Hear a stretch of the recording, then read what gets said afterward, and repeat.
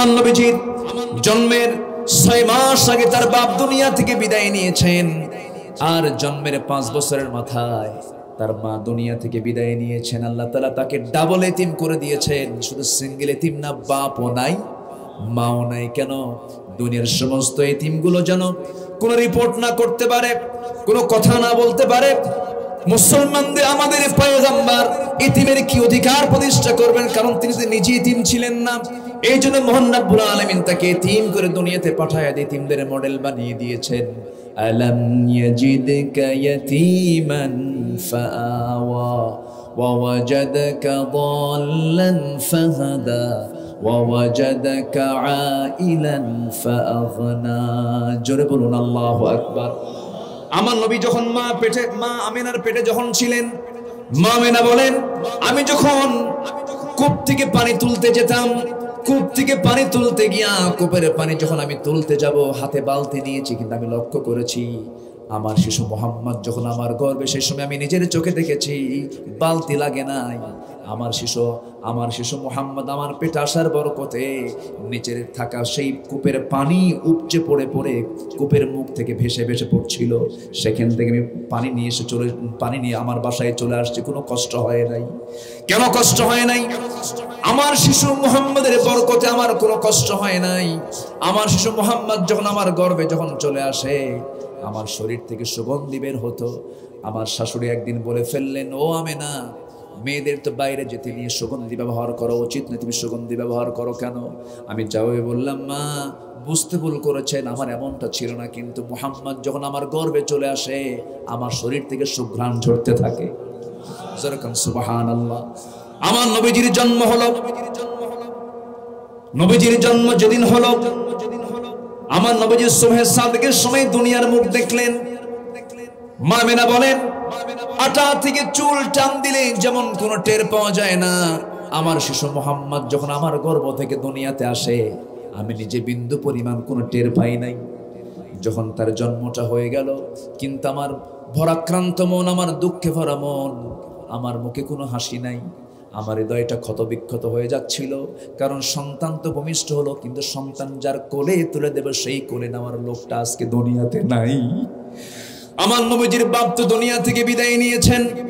আমার নবীজি ওই ছোট্ট শিশু অবস্থায় একদিন অনেক বড় হয়েছেন, নবুয়ত পেয়েছেন।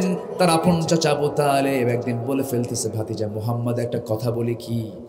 জানি না কতটুকু সত্য, আমি নিজের চোখে দেখেছি, কতটা বলবো নাকি? হ্যাঁ বলেন চাচা, কি হয়েছে বলেন তো দেখি। তোমার বয়স যখন 3 দিন, কয়দিন? 3 দিন যখন বয়স তোমার, ওই 3 দিনের শিশু যখন তুমি ছিলে, কোন এক চাঁদনি রাতে আমি তোমাকে দেখার জন্য তোমাদের ঘরের মধ্যে ঢুকেছি। আমি লক্ষ্য করে দেখি তোমার মার চোখে পানি টলমল করছে, কান্নাকাটি করছে, কিন্তু তোমাকে কোলে নেয় না। তোমাকে কোলে নিতে গেলে হাওমাও করে কেঁদে ওঠে, আর স্বামীর কথা মনে হয়। তোমাকে একাকী একটা খোলা আকাশে, চাঁদনি আকাশের নিচে তোমাকে শুয়ে রেখেছে, তুমি হাত পা নড়াচড়া করছো, তোমার মা দূরে দূরে কান্নাকাটি করছে। সেই সময় আমি নিজের চোখে দেখেছি মুহাম্মদ কতটুকু সত্য জানে না, তুমি বলো তো দেখি কি দেখেছেন বলেন। বলতেছে, মুহাম্মদ আমি দেখতে পেলাম সেই রাত্রিতে তুমি যখন তোমার ডান হাতটা নড়াচড়া করো, তখন দেখলাম তোমার হাতের সঙ্গে চাঁদটাও নড়াচড়া করে। যখন তুমি বাম হাত নড়াচড়া করো, বাম হাত যখন নড়াচড়া করো, চাঁদটাও সুন্দর করে তোমার হাতের সঙ্গে দোল খাচ্ছে। যখন তুমি তোমার 2 হাত দিয়ে যখন নিচের দিকে হাতটা যখন টেনে নিয়ে আসো, চাঁদটা তোমার কাছাকাছি চলে আসে। আমি কি ভুল দেখছি নাকি? রাসূল কেঁদে কেঁদে বলছেন, চাচা ভুল তো দেখেন নাই, কারণ জন্মের পূর্বে আমার বাপ চলে গেছে, জন্মের পর আমার মার বরং দারুণ দুঃখ বেড়ে গেছে। আমার মা আমাকে সময় দিতে গিয়ে আমার মার বড় কষ্ট হয়। সেই জন্য আল্লাহ তাআলা কিছুক্ষণের জন্য আকাশের চাঁদ আল্লাহ তাআলা আমার জন্য খেলনা বানায় দিয়েছিলেন। জোরে কোন সুবহানাল্লাহ। আমার বন্ধুগণ, সেই নবীজির জন্ম হলো এই মাসে, ওফাত হলো এই মাসে। জন্ম মৃত্যু নিয়ে কথা যতটুকু শুনবো আমরা তার জীবনে নিয়ে আমরা আলোচনা করতেই পারি, কোনো সমস্যা নাই। কিন্তু একটা বিষয়, শুধু জন্ম নিয়ে আলোচনা করলাম, দরুদ পড়লাম, তার প্রতি মহব্বত দেখালাম, দরদ দেখালাম, ভালো কথা। কিন্তু আমরা কতটুকু মহব্বত করতে পেরেছি বড় আফসোস লাগে। নবীজির কতটুকু সুন্নত আমল করতে পেরেছে বড় আফসোস লাগে। এই জায়গায় যারা বসে আছেন অধিকাংশ মুসলমান, সবাই মুসলমান, কিন্তু একটু যদি প্রশ্ন করি, এখানে যারা বসে আছেন দাড়িওয়ালা মানুষ বেশি না দাড়ি ছাড়া মানুষ বেশি? বলেন বলেন বলেন বলেন। বিড়ি খাওয়া কোন নবীর সুন্নত বলেন? আচ্ছা, কোন নবীকে বিড়ি খেয়েছেন নাকি? এখানে বিড়ি খাওয়া লোক বেশি না বিড়ি খাওয়া ছাড়া লোক বেশি? বলেন বলেন বলেন। রাগ করতেছেন আপনারা না ভাবতেছেন হুজুর আপনি এরকম করে ডাইরেক্ট মারলে কিন্তু আমরা চলে যাব, এরকম ভাবতেছেন নাকি? তাহলে কি মহব্বত করলাম, নবীর জন্য আমি কাঁদলাম, নবীর জন্য আমি দরুদ পড়লাম, মুখে আমার দাড়ি আসলো না, বিড়ি খাওয়া আমার বন্ধ হলো না, সুদের কারবার বন্ধ হলো না, মিথ্যা সাক্ষী দেওয়া বন্ধ হলো না, গীবত করা বন্ধ হলো না। আমার বন্ধুগণ, চুরি করেছেন, আল্লাহ আপনাকে মাফ করতে পারেন। জিনা করেছেন, আল্লাহ আপনাকে মাফ করতে পারেন। হয়তোবা আপনি কোনো একটা ভুল করে ফেলেছেন, নামাজ বাদ দিয়েছেন, আপনি আল্লাহর কাছে মাফ পেতে পারেন। কিন্তু আপনি বান্দার হক নষ্ট করে ফেলেছেন, অর্থাৎ আপনি গীবত করলেন, আপনি বান্দার হক নষ্ট করলেন, কারো আমানত, কারো সম্পদ আপনি কক্ষিগত করে মেরে খেলেন, আপনি বরং বড় বড় হক নষ্ট করে ফেলেছেন। বান্দার হক আল্লাহ তাআলা কোনোদিন মাফ করতে পারবেন? পারবেন? আজকে সমাজে বান্দার হক নষ্ট কম হয় না বেশি হয়? আসতে কবেন না, কম হয় না বেশি হয়? চার দোকানগুলো আজকে কমছে না বাড়ছে? আগে কি এত চার দোকান ছিল নাকি? চার দোকানে সব নামাজি লোক বসে। হ্যাঁ, একজন মুসলমানের চার দোকানে আড্ডা দেওয়ার সময় নাই, ঠিক কিনা? একজন মুসলমান চার দোকানে আড্ডা দেবে কখন? সময় তো নাই। রাস্তার মোড়ে মোড়ে, চৌমাথা, তিন মাথা, ত্রিমোহনী, চৌমোহনী, এই সমস্ত মোড়ে মোড়ে অসংখ্য দোকান, চায়ের দোকান, ওগুলো হচ্ছে সব গীবত। ঠিক কিনা? বসবেন না, সব জায়গায় বসা মুসলমানের জন্য সাজে না। আমরা সব জায়গায় বসবো না। মুসলমান সব জায়গায় বসে সময় নষ্ট করতে পারে? গীবতের ধারে পাশে যাব না। জোরে বলি ইনশাআল্লাহ। গীবত করলেন, আপনার আমলনামা, যার গীবত করলেন তার আমলনামে আপনি ট্রান্সফার করে দেবেন। বিকাশ কি করছেন? আপনি ট্রান্সফার করে দিয়েছেন।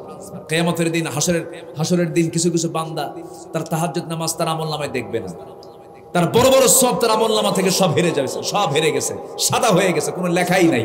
তখন বলবে আল্লাহ আমার এই তাহাজ্জুদ গেল কই, আমার ওই জিকির আজকার গেল কই, আমার ওই দান সদকা গেল কই? তখন আল্লাহ বলবেন তোর আমলনামাগুলো ওই বান্দার আমলনামায় ট্রান্সফার হয়েছে। কেন? তুই ওর গীবত করার কারণে তোর আমলনামাগুলো ওর আমলনামায় জমা হয়েছে। যা, গীবত করব? আসতে কয় গীবত করা যাবে? মিথ্যা সাক্ষী দেওয়া যাবে? সতী সাধ্যী নারীর প্রতি মিথ্যা অপবাদ দেওয়া যাবে? এগুলো সব মারাত্মক বড় বড় গুনার অপরাধ, বড় বড় গুনাহ এগুলো। এই অপরাধ আমরা করব না। জোরে বলি ইনশাআল্লাহ। আজকে সময় কি বেশি যাচ্ছে নাকি? ঘড়ি তো খুব ঘুরতেছে, কেউ তো যাচ্ছেও না, সবাই তো মনোযোগ দিয়ে বসে আছে। বলি আলহামদুলিল্লাহ। আমি ভাবতেছি আপনাদের কষ্ট হচ্ছে কিনা জানি না। আলোচনা চলুক, জোরে বলি ইনশাআল্লাহ, আরো জোরে বলি ইনশাআল্লাহ। আল্লাহ কবুল করুন, জোরে বলি আমিন। আমার কথার মধ্যে রং ঢং কম, হাসি তামাশা কম। আমি চাই কোরআনের নির্যাস কিছু কথা বলার জন্য। যারা আমার আলোচনাগুলো ফলো করেন তারা টের পান। আমার দেশে বহু আলোচক আছে, 2 ঘন্টা বক্তৃতা, একটা আয়াত নাই, হাদিস নাই। আছে না? নাই? আছে না? আছে না। সেই কথাই শ্রেষ্ঠ কথা, যে কথার মধ্যে থাকবে কার কথা? আল্লাহর কথা। দেখেন না বটতলার কিছু রাজনীতিবিদ আছে, বটতলায় দাঁড়ায়া আছে না? নাই? চাপাটুকুই যথেষ্ট, এছাড়া আর কিচ্ছু নাই। বহু বক্তব্য শুনছি আমরা, নেতা শুধু মিছা কথা কয়। আসতে বলবেন না, জোরে বলেন ঠিক কিনা? কিন্তু একজন নেতা ছিলেন যার জীবনে কোনো মিথ্যা ছিল না, তিনি হচ্ছেন মুহাম্মদ সাল্লাল্লাহু আলাইহি ওয়াসাল্লাম। আজকের অধিকাংশ নেতাগুলো সত্যবাদী না মিথ্যাবাদী? বলেন সত্যবাদী না মিথ্যাবাদী? নামাজি না বেনামাজি? হালাল খায় না হারাম খায়? রাতের বেলা শুয়ে থাকে না মদ খায়? দিনের বেলা ঘুমায় কুত্তার মতো। কুকুরের চরিত্র হলো রাত জেগে জেগে বসে থাকে আর দিনের বেলা ঘুমায়। কিছু কিছু আজকের সমাজের সভ্য নামের অসভ্য কিছু মানুষ গড়ে উঠেছে, সারা রাত বিড়ি খায়, রাত জাগে, ফজরের সময় ঘুম পাড়ে। কুত্তার চেয়েও জঘন্য এগুলো। কোরআন শোনার ক্ষেত্রে বাধা দেওয়া এটা আজকের নতুন নয়। প্রথম বাধা দিয়েছিল আবু জেহেল। প্রথম বাধা দিয়েছিল কে? কোরআনের সে বক্তব্য আছে না নাই? কেন বাধা দিয়েছিল জানেন? সে কোরআনটা বুঝেছিল। আপনি যদি বিরোধিতা করতে চান, এই জন্য বিরোধিতা করার জন্য এলেমের দরকার আছে না নাই? আবু জেহেল কোরআনটা খুব ভালোভাবে বুঝেছিল, ফার্স্ট টু লাস্ট সে শুনতো। তাও কার কণ্ঠে জানেন? মুহাম্মদ সাল্লাল্লাহু আলাইহি ওয়াসাল্লামের কণ্ঠে সে তেলাওয়াতগুলো শুনতো। আমার নবীজি তেলাওয়াত করতেন, আল্লাহর কালাম কত সুন্দর, আর যার উপর নাজিল হয়েছে তার তেলাওয়াতটাও কত সুন্দর। সেই সুন্দর তেলাওয়াত যখন আবু জেহেল রাতের আধারে রাসূল যখন তেলাওয়াত করতেন, নামাজে যখন তেলাওয়াত করতেন বসে বসে, আবু জেহেল আমার নবীর ঘরের কোনায় গিয়ে লুকায়া লুকায়া তেলাওয়াত শুনতো। গোটা রাত চলে যেত, বসার সুযোগ পেত না, কারণ কোরআন তেমন একটি কিতাবের নাম, কোরআন যে বুঝবে এটার আকর্ষণে সে পড়ে যাবে। ঈমান আনা আর না আনা বিষয়টা ভিন্ন, কিন্তু কোরআনের সৌন্দর্য দিয়েছেন কে? আসতে বলবেন না, কে দিয়েছেন? আবু জেহেল কোরআন শোনার পরে সে চূড়ান্ত সিদ্ধান্ত নিয়ে নিল। সে মনে মনে চিন্তা করলো, যদি এই মক্কার কুরাইশদের হাতে হাতে যদি কোরআনটা চলে যায়, তাদের কানে কানে যদি কোরআন তেলাওয়াতটা চলে যায়, আমি আবু জেহেল আমার সমস্ত নেতৃত্ব সব বুমেরাং হয়ে যাবে, বানচাল হয়ে যাবে। সে আইন পাশ করলো কি? আল্লাহ তাআলা তাও জানিয়ে দিয়েছেন, وقال الذين كفروا لا تسمعوا لهذا القرآن والغوا فيه لعلكم تغلبون। জোরে বলুন আল্লাহু আকবার। কাফেররা বলে ফেললো, কোরআন শুনতে যেও না, কোরআন শোনা থেকে তোমরা বিরত থাকো, তোমরাই বিজয়ী হয়ে যাবে। আর আমার আল্লাহর পরামর্শ হলো, ওয়া ইযা তুলিয়াত আলাইহিম আয়াতুহু যাদাতুহুম ঈমানান ওয়া আলা রাব্বিহিম ইয়াতাওয়াক্কালুন। জোরে বলুন আল্লাহু আকবার। কোরআন যখন শুনে বান্দা, ঈমান যদি একটু নড়বড় থাকে, ঈমান যদি একটু দুর্বল থেকে থাকে, কোরআন শোনার সঙ্গে সঙ্গে তার ঈমানটা এক গুণ নয়, দ্বিগুণ নয়, ডাবল ডাবল ঈমান বৃদ্ধি পেয়ে যায় কোরআন শোনার কারণে। এই জন্য আমরা কোরআন শুনবো বেশি না কম? কোরআন শুনবো বেশি, গান শুনবো। গান শুনবেন? গান শোনা যাবে? মেঘের ডাকাটা কি হচ্ছে না? মেঘের ডাকাটা কি? আমি কি দোয়া করে দেব নাকি? আচ্ছা আচ্ছা, মেঘের ডাকাটাকে কি বিপদ? এটা কি বিপদ? কিন্তু দৌড়ান কেন? দৌড়ান যাবে না আজকে, আমরা দৌড়াবো না। এখানে আমরা বসে আছি, শোনেন আমি বলি, একটা ক্লাস যখন শুরু হয়, আমি ভাঙ্গাচোরা মানুষ, এলেম কালাম তেমন কিছু নাই, মানুষ ডাকে আসি, সুবহানাকা লা ইলমা লানা ইল্লা মা আল্লামতানা। কোনো এলেম কালাম নাই। মূলত এলেমটা কার? আসতে বলবেন না, কার? যারা এলেম নিয়ে বড়াই করে মূর্খ, ঠিক কি না? এলেম নিয়ে বড়াই করা ব্যক্তিটা কি? মূর্খ। আসলে সে এলেম অর্জন করতে পারে নাই।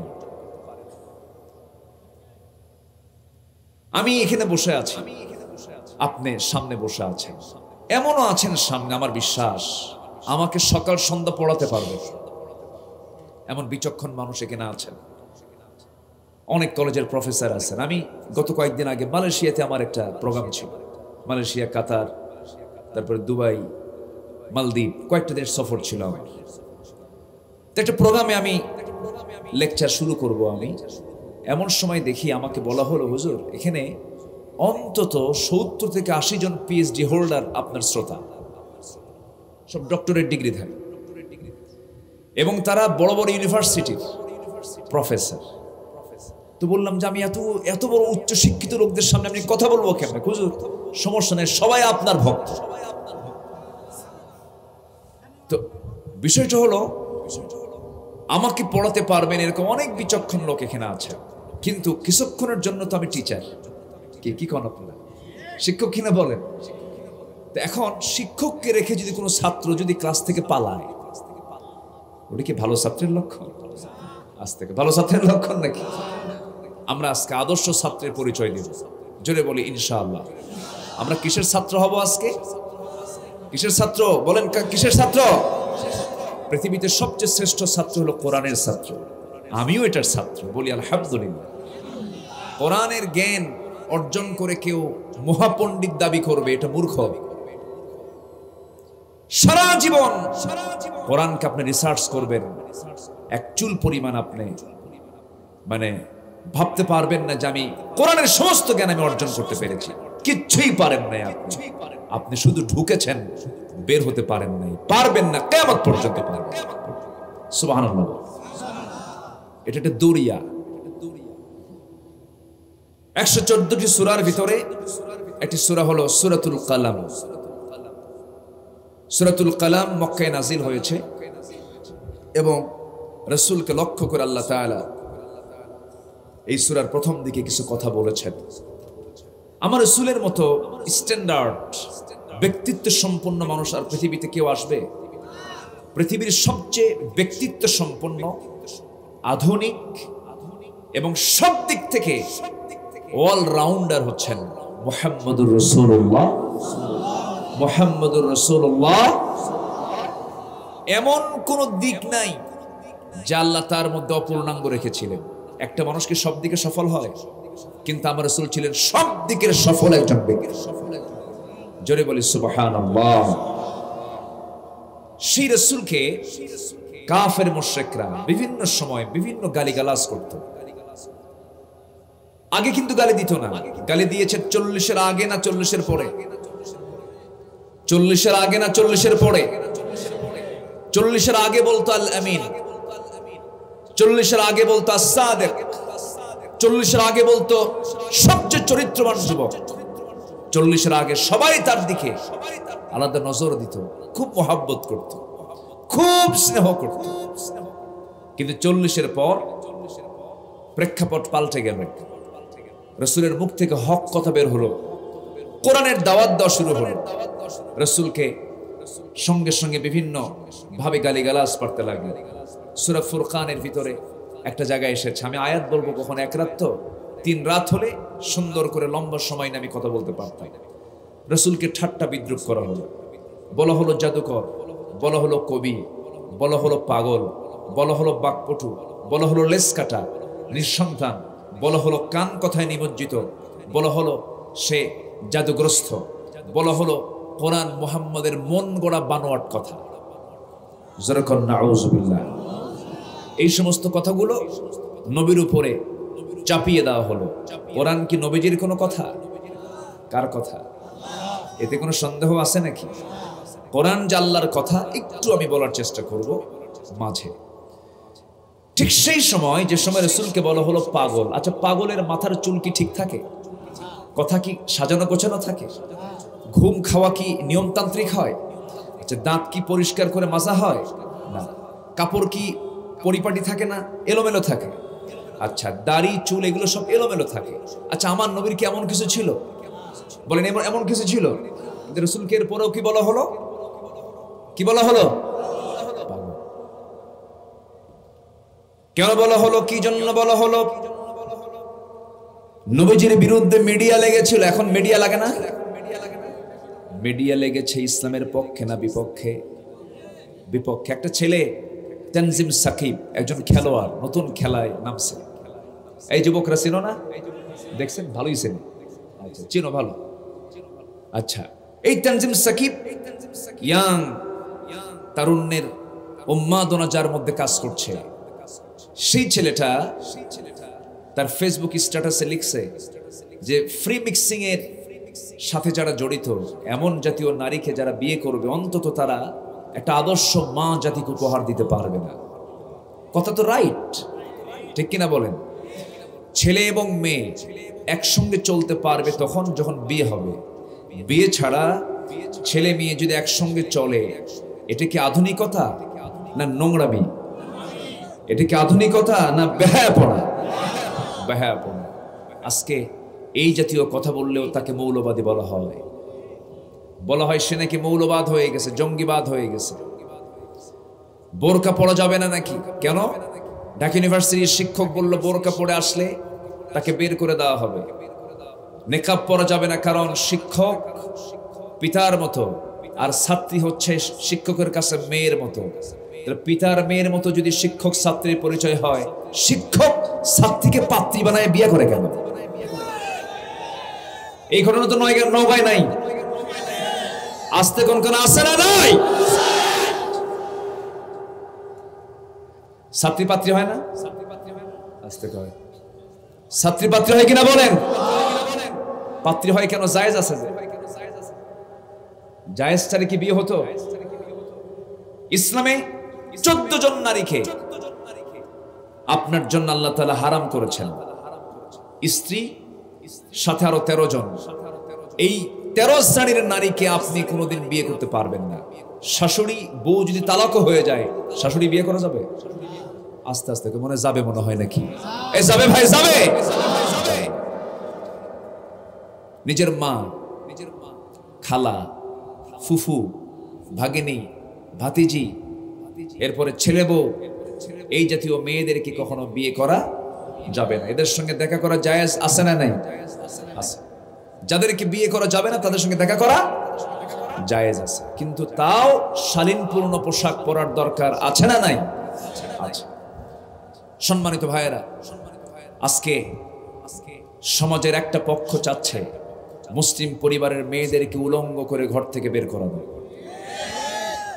ওদের কাছে এই মাহফিলগুলো খুব জ্বালার কারণ হয়। ওরা নাটক করতে পারে না, ওরা বিচিত্রা করতে পারে না, ওরা আর কি কয়, কি করে, যাত্রা করতে পারে না। ওরা বলে যাত্রা দেশ থেকে বন্ধ হলো, তাফসির মাহফিল বেড়ে গেল। এ তো আমার দেশের সংস্কৃতির বিরুদ্ধে একটা অবস্থান হয়ে যাচ্ছে, দেশ জাতি ধ্বংস হয়ে যাচ্ছে। কোরআনের মাহফিল হলে জাতি ধ্বংস হয়? জাতি ধ্বংস হয়? আমার ভাইয়েরা, ঠিক আজ থেকে 1000 বছর আগেও একটা মহল চেয়েছিল নবীজির দাওয়াতে দ্বীনকে বন্ধ করার জন্য, স্তব্ধ করে দেওয়ার জন্য, কোরআনটাকে নির্মূল করার জন্য। কিন্তু কোরআন তো কেউ নির্মূল করতে পারবে না, কারণ কোরআনকে যে নির্মূল করতে আসবে সেই নিজেই নির্মূল হয়ে যাবে। আবু জেহেল নির্মূল হয়ে গেছে। আবু জেহেলের বাড়ি এখন আন্তর্জাতিক পায়খানা। তার বাড়ি কিন্তু ভালো জায়গায়, একদম কাবা শরীফের পাশাপাশি। নবীর ঘরের সঙ্গী ঘর হচ্ছে আবু জেহেলের ঘর, আন্তর্জাতিক ইন্টারন্যাশনাল টয়লেট। এক পাকিস্তানি হাজি, আজ থেকে কত হবে, 2009 সাল, এখন তো 2023 সাল, 13-16 বছর আগে আমি প্রথম হজে যাই। 2009 সাল আমি প্রথমবার, তো জোশে জোশে সব দেখতেছি। তো ভাবলাম যে আবু জেহেলের বাড়ি কোনটা, তো বলতেছে যে এই পায়খানাটা আবু জেহেলের বাড়ি। তো ভিতরে ঢুকলাম, ঢুকে দাঁড়ায় দেখতেছি ওখানে আবার টয়লেটগুলো আবার এসি, মানে সেখানে এসি লাগানো আছে, অনেক পরিচ্ছন্ন পরিবেশ, কিন্তু টয়লেট। এক পাকিস্তানি হাজি দেখি, মানে সেনাবাহিনীর মতো মহড়া দিচ্ছে ভিতরে। তো বললাম যে আপনি এরকম করে মহড়া দিচ্ছেন কেন? তো ভাই একটু সাইজ করতে আসছে। কি কথা কেউ শুনতেছেন আপনারা? সাইজ করতে। সাইজ মানে আবু জেহেলরে সাইজ করবে। কি হলো? বিদ্যুৎ চলে গেছে না, মনে লাইন লুজ কানেকশন হয়েছে, মনে হয় বিদ্যুৎ গেছে না, দেখি আবার আসুক। আচ্ছা আচ্ছা। তো এক পর্যায়ে উনি আমাকে বোঝাতে চাচ্ছেন যে আমি আসছি সেই সুদূর পাকিস্তান থেকে, অন্তত আবু জেহেল তো তাজা নাই, মরে গেছে, কিন্তু ওকে একটু সাইজ করে থুয়ে যায়। সম্মানিত ভাইয়েরা, কোরআনের সঙ্গে যারা এমন ঘৃণ্য আচরণ করবে তাদের পরিণতিও এমনই হবে, ঠিক কিনা বলেন? আমরা কোরআনকে নিয়ে চলবো। জোরে বলি ইনশাআল্লাহ। পৃথিবীতে কোনো কিছুই থাকবে না, কোরআন থেকে যাবে। জোরে বলি সুবহানাল্লাহ। আকাশ থাকবে, আকাশ ফেটে যাবে না একদিন। ইদাস সামাউন ফাতারাত, সূর্য থাকবে, সংকুচিত হয়ে যাবে। তারকা থাকবে, সব শেষ হয়ে যাবে। আল্লাহ রাব্বুল আলামিন বলেন, কুল্লু মান আলাইহা ফানি ওয়া ইয়াবকা ওয়াজহু রাব্বিকা যুল জালালি ওয়াল ইকরাম। ঠোঁট মিলিয়ে মিলিয়ে দিল থেকে সবাই বলুন, ফাবিআইয়ি আলাই রাব্বিকুমা তুকাযযিবান। দুনিয়ার সব কিছু ফানা ফানা হয়ে যাবে, টুকরো টুকরো হয়ে যাবে, ডিস্ট্রয় হয়ে যাবে, সব কিছু নির্মূল হয়ে যাবে। আমার দাদা চলে গেছে, আমার বাপও চলে গেছে, আমিও চলে যাব রে ভাই। চোখের সামনে সব একদিন মাটির সঙ্গে মিশে যাবে, আমিও মিশে যাব। দিন শেষ আমার বন্ধু কেউ নয়, দিন শেষ আমার বন্ধু একমাত্র কেবলমাত্র কে? আসতে বলবেন না কে? সে আল্লাহর বাণী হলো কোরআন, সে আল্লাহর কথা হলো এই আল্লাহর কালামে কোরআন। কোরআন আল্লাহর বাণী। পৃথিবীর সমস্ত বাণীর ভিতরে, সমস্ত কথার ভিতরে ভুল থাকবে, অপূর্ণাঙ্গতা থাকবে, কিন্তু এই কিতাবের মধ্যে কোনো ভুল নাই। কারণ কোরআনটা কার কথা? আসতে বলবেন না, কোরআনটা কার কথা? আর কোরআন যদি মানুষের কথা হতো ১৫০০ বছর আগের কোরআন কি আজকে চলার কথা নাকি? চলার কথা নয়। কোরআনটা ১৫০০ বছর আগে নাজিল হয়েছে, যে সময় বিজ্ঞান কিছু আবিষ্কার করতে পারে নাই। মাইক আসে নাই, লাইট আসে নাই, বিমান আবিষ্কার হয় নাই, অনলাইনের কোনো কিছুই ছিল না, প্রযুক্তির কোনো ব্যবহার ছিল না। সেই যুগে কোরআনটা নাজিল হয়েছে। আজকেও কোরআনের কাছে মানুষ ভিক্ষুকের মতো হাত পেতে থাকে। যখন থেকে তথ্যটা বের করে নেয়, এই পৃথিবীর যত বিজ্ঞানের চরম উৎকর্ষ সাধন হয়েছে, সব কিছুর মূলে হলো আল্লাহর কালাম কোরআনে কারীম। জোরে কোন সুবহানাল্লাহ। কারণ আল্লাহ তাআলা নিজেই বলছেন কোরআনটা কি, সবাই বলেন ইয়াসিন ওয়াল কুরআনিল হাকীম। কোরআন হলো বিজ্ঞানময় একটি কিতাবের নাম। জোরে কোন সুবহানাল্লাহ। বিজ্ঞানের সাথে কোরআনের কোনো সংঘর্ষ নাই। লাইট আনাকুম জানাকুম করে কেন? মানুষের তো মানে অ্যাটেনশনটা নষ্ট হয়ে যাবে। একটু মেহেরবানি করে একটু খেয়াল করার চেষ্টা করুন সম্মানিত ভাইয়েরা। একটু কান লাগান। পরিস্থিতি যেহেতু এরকম হচ্ছে, মনক্ষুণ্ণ হওয়ার কোনো কারণ নেই। একটু বৈদ্যুতিক গোলযোগ হচ্ছে। আমি এই তো সম্প্রতি ৭-৮ দিন আগে কাতার ছিলাম। তো কাতার হচ্ছে পৃথিবীর সবচেয়ে ধনীর তালিকার দিক থেকে ১ নম্বর ধনী রাষ্ট্র হচ্ছে তা কাতার। নওগাঁ আর বগুড়া মিলে যে এরিয়া, এত ছোট্ট একটা দেশ হচ্ছে কাতার। নওগাঁ বগুড়া এই এরিয়াটা হবে একটা দেশ কাতার। গোটা পৃথিবীর ২২৮টি দেশের মধ্যে ১ নম্বর ধনীর তালিকায় হচ্ছে কাতার। কেন জানেন? এর মূল কারণ হলো আল্লাহ তাআলা প্রাকৃতিক যে তেল, গ্যাস এই কাতারকে ভরায় দিয়েছে। ৫৬টি মুসলিম রাষ্ট্র গোটা পৃথিবীর প্রাকৃতিক সম্পদ সবচেয়ে বেশি দিয়েছেন এই মুসলিম রাষ্ট্রগুলোতে। মুসলমানের সংখ্যা আছে, জনসংখ্যা আছে, ম্যান পাওয়ার আছে, এরপরে সম্পদ আছে, সবই ছিল, সবই আছে। কিন্তু আজকে গোটা পৃথিবীতে মুসলমান মার খাচ্ছে সবচেয়ে কম না সবচেয়ে বেশি? এর মূল কারণ কি জানেন? এর মূল কারণ হলো মুসলমান কোরআন থেকে কাছে না দূরে? দূরে। তো সেই কাতার আমি ঘুরে আসলাম।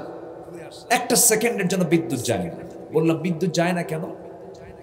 ওরা বলতেছে বিদ্যুৎ যায় না মানে বিদ্যুৎ যায় কেমনে তাই তো বুঝি না। কি কথা কি বুঝতেছেন? মানে বিদ্যুৎ যে যায় এটা বোঝেই না তারা। তাহলে আমরা কোথায় আছি? আমার দেশে কি সম্পদ কম? আসতে বলে সম্পদ কম। গোটা পৃথিবী যারা ঘুরেছেন, আমি অনেক দেশ ঘুরেছি, সফর আল্লাহ তাআলা আমাকে করিয়েছেন, কিন্তু আমার দেশের যে মাটি আমার কাছে মনে হয় কি জানেন, সৌদি আরবের সোনার চেয়েও খাঁটি। সুবহানাল্লাহ বলে। আমার দেশের মাটিতে কি হয় না, সব হয়। আমার দেশে এমন কোনো খনি নাই যে খনি নাই, তেলের খনি, গ্যাসের খনি, স্বর্ণের খনি, সব খনি আছে। কিন্তু এর মধ্যে সবচেয়ে বড় একটা খনি আমরা অর্জন করতে পেরেছি, সেটা হলো চোরের খনি। আমার দেশের মানুষ বেশি না চোর বেশি? আমি কাতারের ন্যাশনাল মস্ক, জাতীয় মসজিদে আমি নামাজে দাঁড়াবো। আমি মসজিদের মধ্যে ঢুকে যাচ্ছি, হঠাৎ করে আমি মোবাইলটা রেখে ভিতরে চলে গেছি। নামাজ শেষে দেখি যে মোবাইল আমার হাতে নাই। আমি যে জায়গায় রাখছি ওই জায়গায় মোবাইলটা পড়ে আছে। কেউ টাচও করে না, ধরেও না। অন্যের জিনিস যে নিজে নেওয়া যাবে না, এই জিনিসটা তারা ভালো করে জানে। আর আমার দেশে জুতা জুতা, কি কষ্ট পাচ্ছেন না কেন? তায়েফে গেছি মাহফিলে, তায়েফ রসুলের স্মৃতি বিজড়িত তায়েফ, যেখানে রসুল সবচাইতে বেশি রক্ত জড়িয়েছে। মাহফিল শুরু হলো, মাগরিব থেকে এশা পর্যন্ত কথা বললাম। এশার পরে শুনলাম একজনের জুতা চুরি হয়েছে। তো ভাবলাম এই দেশেও জুতা চোর আছে। পরে জুতা চোর ধরা পড়ছে, মেড ইন বাংলাদেশ। কথা কি বুঝতেছেন? আমার দেশের মানুষ কত বড় চোর! পায়ের নিচে যেটা থাকে এটাও থাকে না, এটাও চুরি হয়ে যায়। আমার দেশের মানুষ দেশকে এত ভালোবাসে, 21 লক্ষ কোটি টাকা দেশ থেকে পাচার করছে। যারা দেশের টাকা বিদেশে পাচার করে তারা তাদের মুখে দেশের স্বাধীনতার বক্তব্য মানায় না, ঠিক কিনা? দেশের সম্পদ দেশ থেকে পাচার করবা কেন? কষ্ট পাচ্ছেন মনে হয়? দেশকে ভালোবাসার দরকার আছে না নাই? আমার মার পেট থেকে জন্ম হয়েছে এই মাটিতে, বুকের তাজা রক্ত বিলিয়ে দেব দেশের স্বাধীনতার বিরুদ্ধে ষড়যন্ত্রকারীকে আমরা রুখে দাঁড়াবো। জোরে বলি ইনশাআল্লাহ, আর জোরে বলি ইনশাআল্লাহ। দেশকে কারা ভালোবাসে আর কারা ভালোবাসে না, আমাদের শত্রু যারা তারা ভালো করে জানে। আমাদের প্রতিবেশী দেশ সহ আরো দেশ আছে, আছে না? আছে। ওরা জানে এই দেশের কোন শ্রেণীরা এই দেশকে বেশি ভালোবাসে, ওরা জানে। আকলমন্দ ইশারা বাসাত, সচেতন ব্যক্তির জন্য ইঙ্গিতটাই যথেষ্ট, বুঝে নেন। সম্মানিত ভাইয়েরা, একটু মন লাগাতে হবে, দিল থেকে বোঝার চেষ্টা করতে হবে। আমি কোন সূরা থেকে যেন কথা শুরু করেছি বলেন তো? কালাম। বলেন তো কি কোন সূরা? বলেন কি, এটার নাম কি? কালাম। সূরাতুল কালাম থেকে আমি শুরু করেছি। এই কলমের দাম আছে না নাই?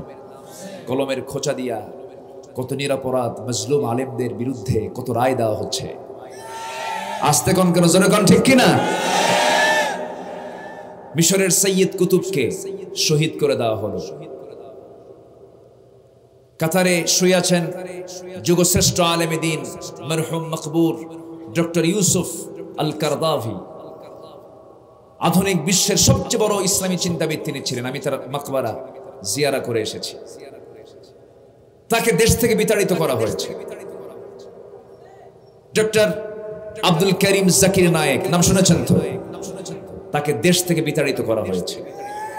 তিনি আজকে নির্বাসিত জীবন যাপন করছেন। হকের দাওয়াত দিতে গেলে এমন জীবনই আসবে। আসতে বলবেন না, জোরে বলেন ঠিক কিনা? একই দাওয়াত, কেউ পায় পোলাও কোরমা।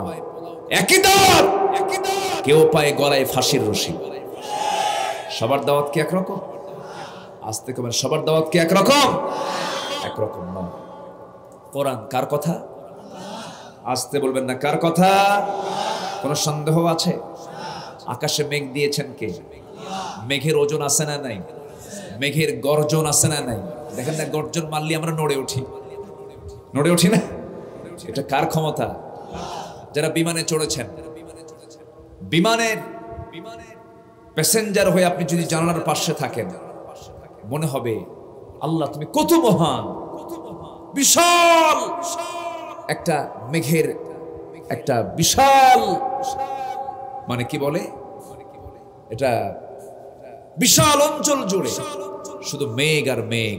একটা স্তর, মেঘের একটা কি স্তর, সেই স্তরের উপরে বিমান চলতে থাকে ঘন্টায় 1000 কিলোমিটার বেগে, 700 কিলোমিটার বেগে বিমান চলতে থাকে।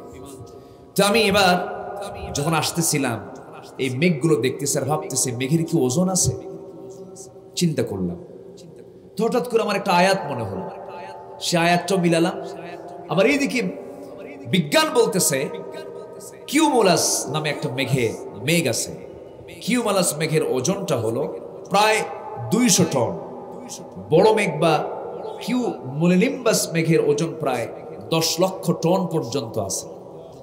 তাহলে মেঘেরও একটা ওজন আছে না নাই? আচ্ছা, তাহলে বিজ্ঞান আজকে প্রমাণ করছে।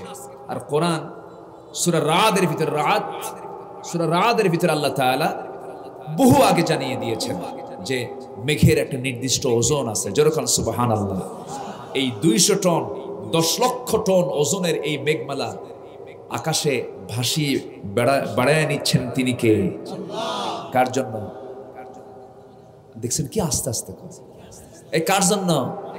আমাদের জন্য।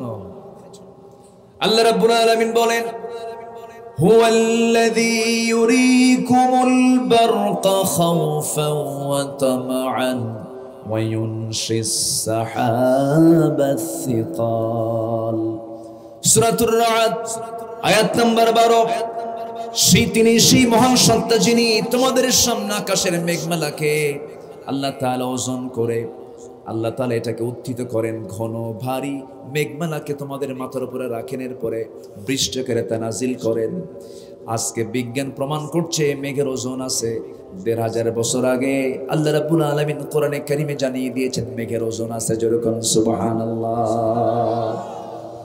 আল্লাহ রাব্বুল আলামিন আরেক জায়গায় বলছেন وهو الذي يرسل الرياح بشرا بين يدي رحمته حتى إذا أقلت سحابا ثقالا سقناه لبلد ميت فأنزلنا به الماء فأخرجنا به من كل الثمرات كذلك نخرج الموتى لعلكم تذكرون।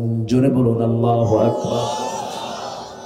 কোরআন এবং বিজ্ঞান কোনো সংঘর্ষ নেই, বরঞ্চ বিজ্ঞান মাঝে মাঝে ভুল করতে পারে, কিন্তু কোরআন কখনো ভুল করতে পারে না। কারণ বিজ্ঞান মানুষ গবেষণা করে করে কোনো কিছু ভুল আসতে পারে, কিন্তু কোরআনের মধ্যে কোনো ভুল থাকতে পারে না। কারণ কোরআনটা কার কথা? আল্লাহর কথা।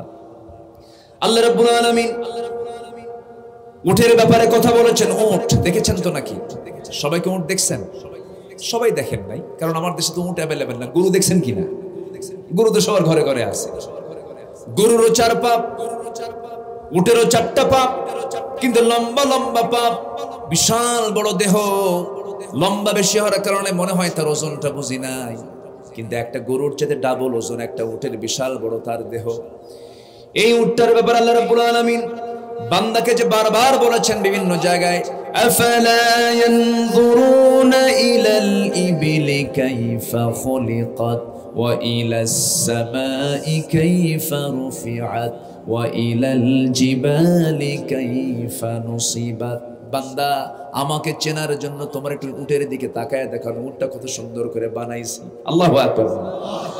এটা কি গবেষণা করে সূরা ওয়াকিয়ার ভিতরে একটা আয়াত আছে, লাকিলুনা মিন শাজারাম মিন যাকুম ফামালিউনা মিনহাল বুতুন ফাশারিবুনা আলাইহি মিনাল হামিম ফাশারিবুনা শুরবাল হিম।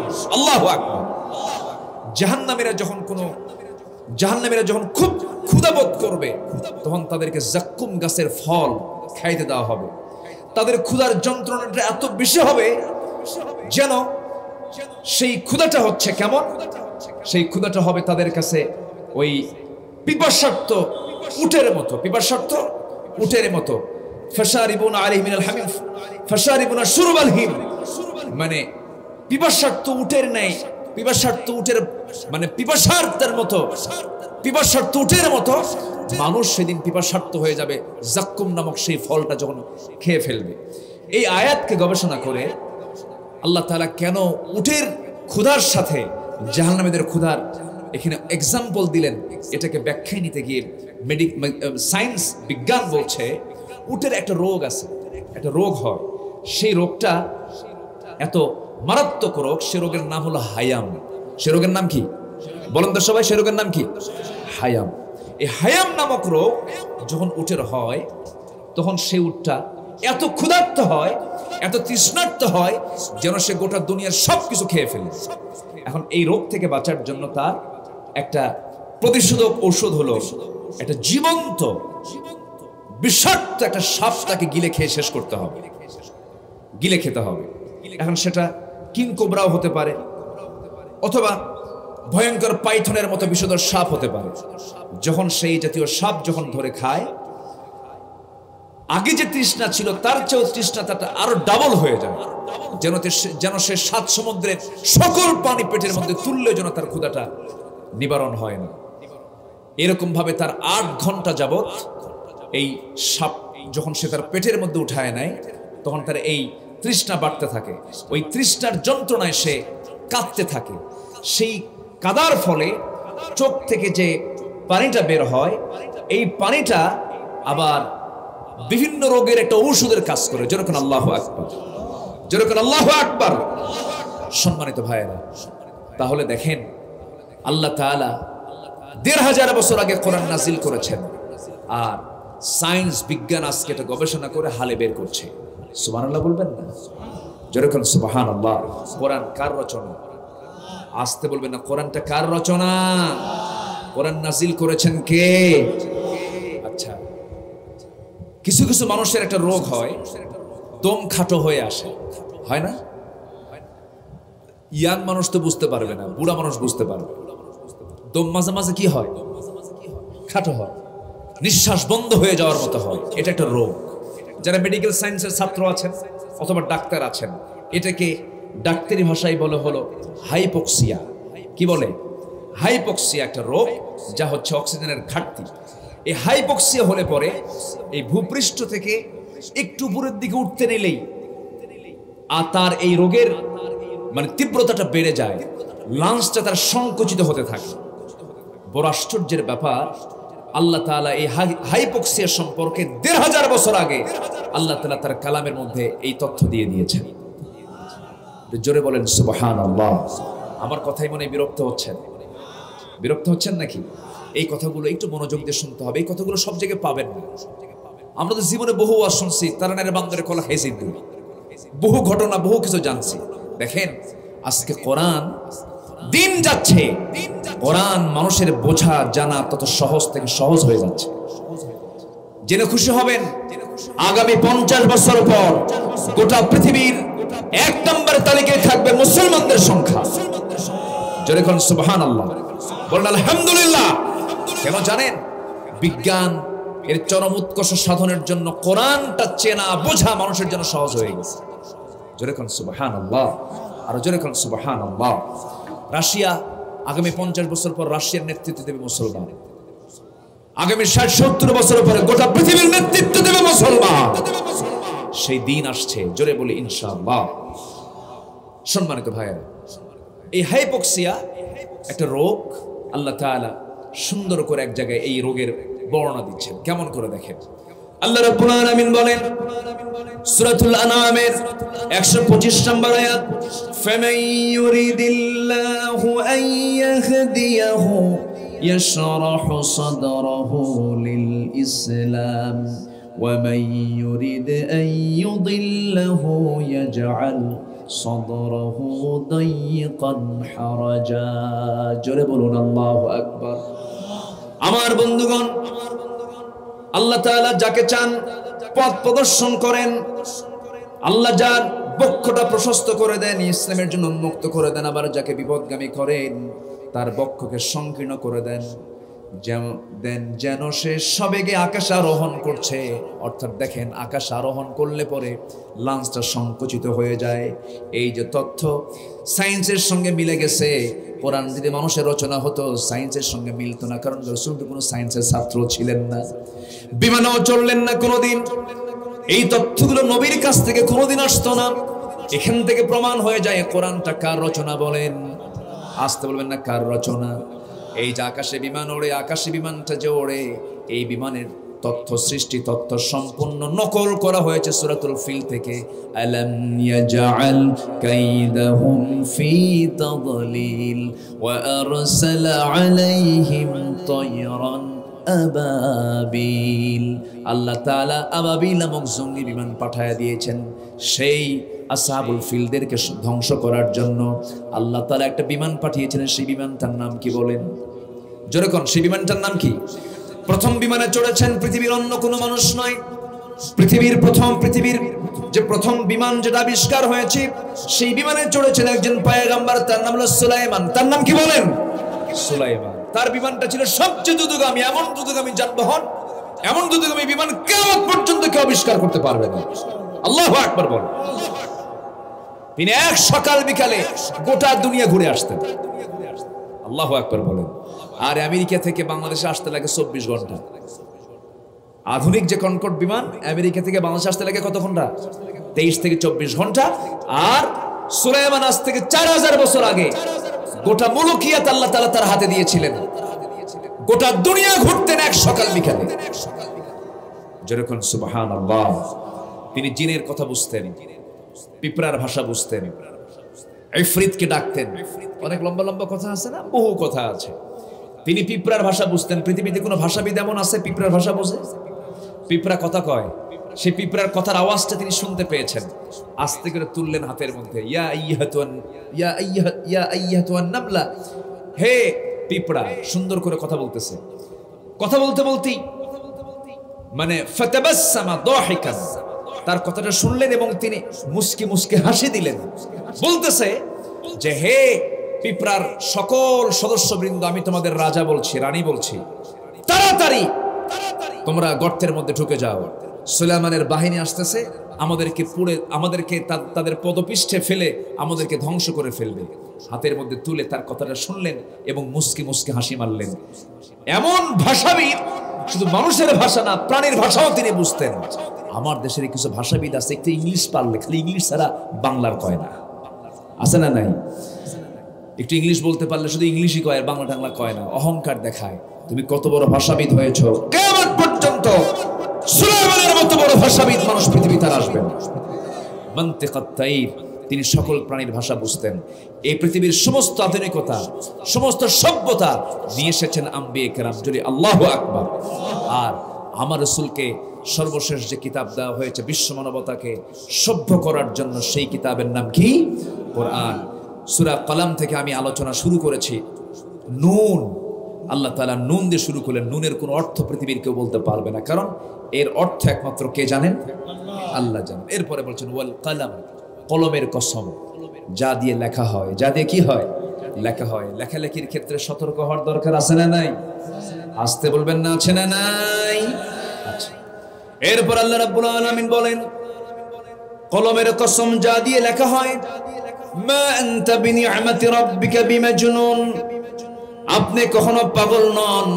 আমি আপনাকে নিয়ামতে ধন্য করেছি, আমি আপনাকে বরকতে ধন্য করেছি। আমার পরিচয় হলো, আল্লাহ তাআলা নিজে বলছেন, হে রাসূল আমার পরিচয়টা হলো, সবাই বলেন, আওয়াজ দিয়ে দিয়ে বলেন, আলহামদুলিল্লাহি রাব্বিল আলামিন। আমার নবীর পরিচয় হলো, ওয়ামা আরসালনাকা ইল্লা রাহমাতাল লিল আলামিন। জোরে বলুন আল্লাহু আকবার।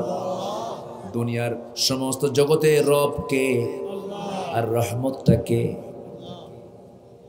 মুহাম্মদ সাল্লাল্লাহু আলাইহি ওয়াসাল্লাম। কি সম্মান আল্লাহ তাআলা তাকে দিয়েছেন। যেদিন তার জন্ম হয়ে যায়, সমস্ত আকাশের সমস্ত ফেরেশতারা একজন আরেকজনকে সংবাদ দেয়, জানো আজকে মুহাম্মদের জন্ম হয়েছে। যেরকম সুবহানাল্লাহ। রাসূল দুনিয়াতে আসেন নাই, এই মাস হলো জন্মের মাস, মৃত্যুর মাস। কিছু কথা তো বলা দরকার, বলা দরকার কিনা বলেন? এই সাধারণ সাতা মাতার জীবন নিয়ে কত কথা হয়। আমার নবীর জীবন নিয়ে কিছু কথা বলার দরকার আছে না নাই? আমার নবীর যেদিন জন্ম হয়, সেই দিন ওই মক্কার মাটিতে আমার রাসূলের জন্ম হয়। রাসূলের জন্ম হয়েছে কিন্তু দোতলায়। আমার রাসূল কিন্তু ধনী পরিবারের সন্তান ছিলেন, নেতা পরিবারের সন্তান ছিলেন, কিন্তু এত ধনী পরিবার, নেতা পরিবারের সন্তান হওয়ার পরেও একটা সময় তিনি অভাব বোধ করেছেন, অভাব অনটন ছিল। কেন? একটা ফ্যামিলির বাপ যখন মারা যায় সেই সময় সম্পদ কিন্তু রক্ষা করা কঠিন হয়ে পড়ে। আমার নবীজির জন্মের 6 মাস আগে তার বাপ দুনিয়া থেকে বিদায় নিয়েছেন, আর জন্মের 5 বছরের মাথায় তার মা দুনিয়া থেকে বিদায় নিয়েছেন। আল্লাহ তাআলা তাকে ডাবল এতিম করে দিয়েছেন। শুধু সিঙ্গেল এতিম না, বাপও নাই মাও নাই। কেন? দুনিয়ার সমস্ত এতিমগুলো যেন কোনো রিপোর্ট না করতে পারে, কোনো কথা না বলতে পারে। মুসলমানদের আমাদের পয়গম্বর এতিমের কি অধিকার প্রতিষ্ঠা করবেন? কারণ তিনি তো নিজে এতিম ছিলেন না। এই জন্য মহান রব্বুল আলামিন তাকে এতিম করে দুনিয়াতে পাঠায় এতিমদের মডেল বানিয়ে দিয়েছেন।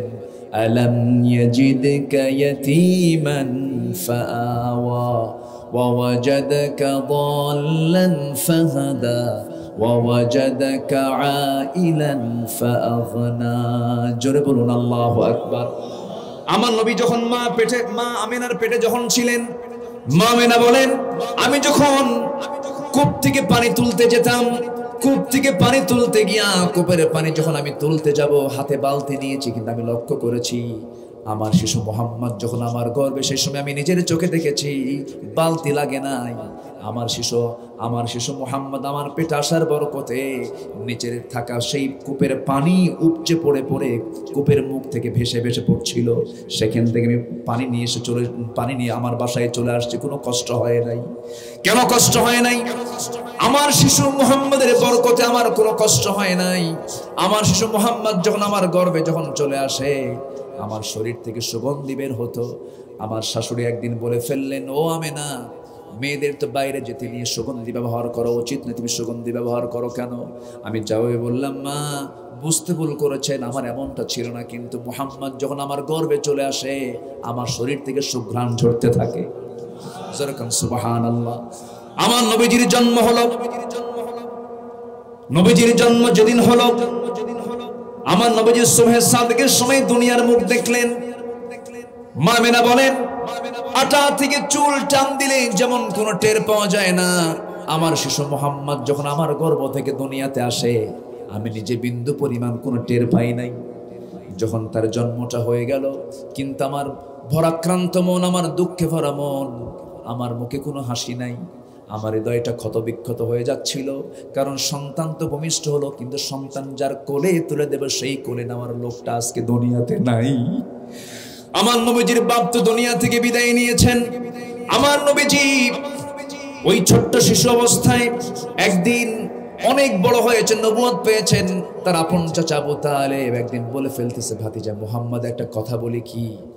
জানি না কতটুকু সত্য, আমি নিজের চোখে দেখেছি, কথাটা বলবো নাকি? হ্যাঁ বলেন চাচা, কি হয়েছে বলেন তো দেখি। তোমার বয়স যখন 3 দিন, কয়দিন? 3 দিন যখন বয়স তোমার, ওই 3 দিনের শিশু যখন তুমি ছিলে, কোন এক চাঁদনি রাতে আমি তোমাকে দেখার জন্য তোমাদের ঘরের মধ্যে ঢুকেছি। আমি লক্ষ্য করে দেখি তোমার মার চোখে পানি টলমলো করছে, কান্নাকাটি করছে, কিন্তু তোমাকে কোলে নেয় না। তোমাকে কোলে নিতে গেলে হাওমাও করে কেঁদে ওঠে, আর স্বামীর কথা মনে হয়। তোমাকে একাকী একটা খোলা আকাশে, চাঁদনি আকাশের নিচে তোমাকে শুয়ে রেখেছে, তুমি হাত পা নড়াচড়া করছো, তোমার মা দূরে দূরে কান্নাকাটি করছে। সেই সময় আমি নিজের চোখে দেখেছি। মুহাম্মদ কতটুকু সত্য জানে না, তুমি বলো তো দেখি, কি দেখেছেন বলেন? বলতেছে, মুহাম্মদ আমি দেখতে পেলাম সেই রাত্রিতে তুমি যখন তোমার ডান হাতটা নড়াচড়া করো, তখন দেখলাম তোমার হাতের সঙ্গে চাঁদটাও নড়াচড়া করে। যখন তুমি বাম হাত নড়াচড়া করো, বাম হাত যখন নড়াচড়া করো, চাঁদটাও সুন্দর করে তোমার হাতের সঙ্গে দোল খাচ্ছে। যখন তুমি তোমার 2 হাত দিয়ে যখন নিচের দিকে হাতটা যখন টেনে নিয়ে আসো, চাঁদটা তোমার কাছাকাছি চলে আসে। আমি কি ভুল দেখছি নাকি? রাসূল কেঁদে কেঁদে বলছেন, চাচা ভুল তো দেখেন নাই, কারণ জন্মের পূর্বে আমার বাপ চলে গেছে, জন্মের পর আমার মার বরং দারুণ দুঃখ বেড়ে গেছে। আমার মা আমাকে সময় দিতে গিয়ে আমার মার বড় কষ্ট হয়। সেই জন্য আল্লাহ তাআলা কিছুক্ষণের জন্য আকাশের চাঁদ আল্লাহ তাআলা আমার জন্য খেলনা বানায় দিয়েছিলেন। জোরে কোন সুবহানাল্লাহ। আমার বন্ধুগণ, সেই নবীজির জন্ম হলো এই মাসে, ওফাত হলো এই মাসে। জন্ম মৃত্যু নিয়ে কথা যতটুকু শুনবো আমরা তার জীবনে নিয়ে আমরা আলোচনা করতেই পারি, কোনো সমস্যা নাই। কিন্তু একটা বিষয়, শুধু জন্ম নিয়ে আলোচনা করলাম, দরুদ পড়লাম, তার প্রতি মহব্বত দেখালাম, দরদ দেখালাম, ভালো কথা। কিন্তু আমরা কতটুকু মহব্বত করতে পেরেছি বড় আফসোস লাগে। নবীজির কতটুকু সুন্নত আমল করতে পেরেছে বড় আফসোস লাগে। এই জায়গায় যারা বসে আছেন অধিকাংশ মুসলমান, সবাই মুসলমান, কিন্তু একটু যদি প্রশ্ন করি, এখানে যারা বসে আছেন দাড়িওয়ালা মানুষ বেশি না দাড়ি ছাড়া মানুষ বেশি? বলেন বলেন বলেন বলেন। বিড়ি খাওয়া কোন নবীর সুন্নত বলেন? আচ্ছা, কোন নবীকে বিড়ি খেয়েছেন নাকি? এখানে বিড়ি খাওয়া লোক বেশি না বিড়ি খাওয়া ছাড়া লোক বেশি? বলেন বলেন বলেন। রাগ করতেছেন আপনারা না ভাবতেছেন হুজুর আপনি এরকম করে ডাইরেক্ট মারলে কিন্তু আমরা চলে যাব, এরকম ভাবতেছেন নাকি? তাহলে কি মহব্বত করলাম, নবীর জন্য আমি কাঁদলাম, নবীর জন্য আমি দরুদ পড়লাম, মুখে আমার দাড়ি আসলো না, বিড়ি খাওয়া আমার বন্ধ হলো না, সুদের কারবার বন্ধ হলো না, মিথ্যা সাক্ষী দেওয়া বন্ধ হলো না, গীবত করা বন্ধ হলো না। আমার বন্ধুগণ, চুরি করেছেন, আল্লাহ আপনাকে মাফ করতে পারেন। জিনা করেছেন, আল্লাহ আপনাকে মাফ করতে পারেন। হয়তোবা আপনি কোনো একটা ভুল করে ফেলেছেন, নামাজ বাদ দিয়েছেন, আপনি আল্লাহর কাছে মাফ পেতে পারেন। কিন্তু আপনি বান্দার হক নষ্ট করে ফেলেছেন, অর্থাৎ আপনি গীবত করলেন, আপনি বান্দার হক নষ্ট করলেন, কারো আমানত, কারো সম্পদ আপনি কুক্ষিগত করে মেরে খেলেন, আপনি বরং বড় বড় হক নষ্ট করে ফেলেছেন। বান্দার হক আল্লাহ তাআলা কোনোদিন মাফ করতে পারবেন? পারবেন? আজকে সমাজে বান্দার হক নষ্ট কম হয় না বেশি হয়? আসতে কবেন না, কম হয় না বেশি হয়? চার দোকানগুলো আজকে কমছে না বাড়ছে? আগে কি এত চার দোকান ছিল নাকি? চার দোকানে সব নামাজি লোক বসে। হ্যাঁ, একজন মুসলমানের চার দোকানে আড্ডা দেওয়ার সময় নাই, ঠিক কিনা? একজন মুসলমান চার দোকানে আড্ডা দেবে কখন? সময় তো নাই। রাস্তার মোড়ে মোড়ে, চৌমাথা, তিন মাথা, ত্রিমোহনী, চৌমোহনী, এই সমস্ত মোড়ে মোড়ে অসংখ্য দোকান, চায়ের দোকান, ওগুলো হচ্ছে সব গীবত, ঠিক কিনা? বসবেন না, সব জায়গায় বসা মুসলমানের জন্য সাজে না। আমরা সব জায়গায় বসবো না। মুসলমান সব জায়গায় বসে সময় নষ্ট করতে পারে? গীবতের ধারে পাশে যাব না। জোরে বলি ইনশাআল্লাহ। গীবত করলেন, আপনার আমলনামা, যার গীবত করলেন তার আমলনামে আপনি ট্রান্সফার করে দেবেন। বিকাশ কি করছেন আপনি? ট্রান্সফার করে দিয়েছেন। কিয়ামতের দিন, হাসরের দিন কিছু কিছু বান্দা তার তাহাজ্জুদ নামাজ তার আমলনামায় দেখবে না, তার বড় বড় সব তার আমলনামা থেকে সব হেরে যাবে, সব হেরে গেছে, সাদা হয়ে গেছে, কোনো লেখাই নাই। তখন বলবে আল্লাহ আমার এই তাহাজ্জুদ গেল কই, আমার ওই জিকির আজকার গেল কই, আমার ওই দান সদকা গেল কই? তখন আল্লাহ বলবেন তোর আমলনামাগুলো ওই বান্দার আমলনামায় ট্রান্সফার হয়েছে। কেন? তুই ওর গীবত করার কারণে তোর আমলনামাগুলো ওর আমলনামায় জমা হয়েছে। যা, গীবত করব? আসতে কয় গীবত করা যাবে? মিথ্যা সাক্ষী দেওয়া যাবে? সতী সাধ্যী নারীর প্রতি মিথ্যা অপবাদ দেওয়া যাবে? এগুলো সব মারাত্মক বড় বড় গুনার অপরাধ, বড় বড় গুনাহ এগুলো। এই অপরাধ আমরা করব না। জোরে বলি ইনশাআল্লাহ। আজকের সময় কি বেশি যাচ্ছে নাকি? ঘড়ি তো খুব ঘুরতেছে, কেউ তো যাচ্ছেও না, সবাই তো মনোযোগ দিয়ে বসে আছে। বলি আলহামদুলিল্লাহ। আমি ভাবতেছি আপনাদের কষ্ট হচ্ছে কিনা জানি না। আলোচনা চলুক, জোরে বলি ইনশাআল্লাহ, আরো জোরে বলি ইনশাআল্লাহ। আল্লাহ কবুল করুন, জোরে বলি আমিন। আমার কথার মধ্যে রং ঢং কম, হাসি তামাশা কম। আমি চাই কোরআনের নির্যাস কিছু কথা বলার জন্য। যারা আমার আলোচনাগুলো ফলো করেন তারা টের পান। আমার দেশে বহু আলোচক আছে, 2 ঘন্টা বক্তৃতা, একটা আয়াত নাই, হাদিস নাই। আছে না? নাই? আছে না? আছে না। সেই কথাই শ্রেষ্ঠ কথা, যে কথার মধ্যে থাকবে কার কথা? আল্লাহর কথা। দেখেন না বটতলার কিছু রাজনীতিবিদ আছে, বটতলায় দাঁড়ায়া আছে না? নাই? চাপাটুকি যথেষ্ট, এছাড়া আর কিচ্ছু নাই। বহু বক্তব্য শুনছি আমরা, নেতা শুধু মিছা কথা কয়। আসতে বলবেন না, জোরে বলেন ঠিক কিনা? কিন্তু একজন নেতা ছিলেন যার জীবনে কোনো মিথ্যা ছিল না, তিনি হচ্ছেন মুহাম্মদ সাল্লাল্লাহু আলাইহি ওয়াসাল্লাম। আজকের অধিকাংশ নেতাগুলো সত্যবাদী না মিথ্যাবাদী? বলেন সত্যবাদী না মিথ্যাবাদী? নামাজি না বেনামাজি? হালাল খায় না হারাম খায়? রাতের বেলা শুয়ে থাকে না মদ খায়? দিনের বেলা ঘুমায় কুত্তার মতো। কুকুরের চরিত্র হলো রাত জেগে জেগে বসে থাকে আর দিনের বেলা ঘুমায়। কিছু কিছু আজকের সমাজের সভ্য নামের অসভ্য কিছু মানুষ গড়ে উঠেছে, সারা রাত বিড়ি খায়, রাত জাগে, ফজরের সময় ঘুম পাড়ে। কুত্তার চেয়েও জঘন্য এগুলো।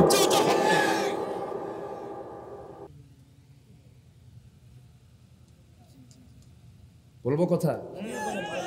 বলবো? কোনো সমস্যা নাই তো? কুকুর কি রাতে ঘুমায়? রাতে কি করে? জেগে থাকে আর দিনের বেলা ঘুমায়। যারা রাত জাগে আর দিনে ঘুমায় তারা কুত্তার মতো।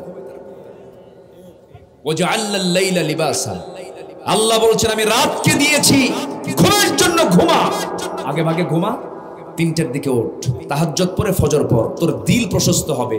বুরিকালি উম্মতি ফি বুকুরিহা, আমার উম্মতের বরকতময় সময় হলো সকালবেলা, সকালবেলা, সকালবেলা।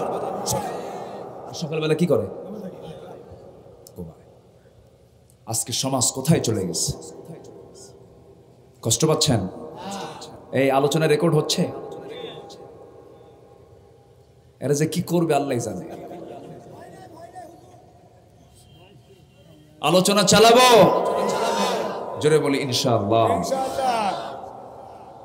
নুন ওয়াল কলমি ওয়া মা ইয়াসতুরুন মা আনতা বিনিআমাতি রাব্বিকা বিমাজনুন।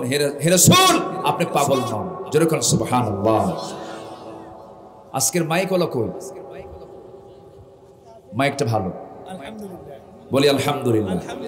কিন্তু মাইক হলার মুখে দাড়ি নাই। আচ্ছা, বেশি ওয়াজ শোনে কে বলেন তো? মুখে দাঁড়িয়ে নাই। তাহলে ওয়াজ এত শুনে লাভটা হলো কি?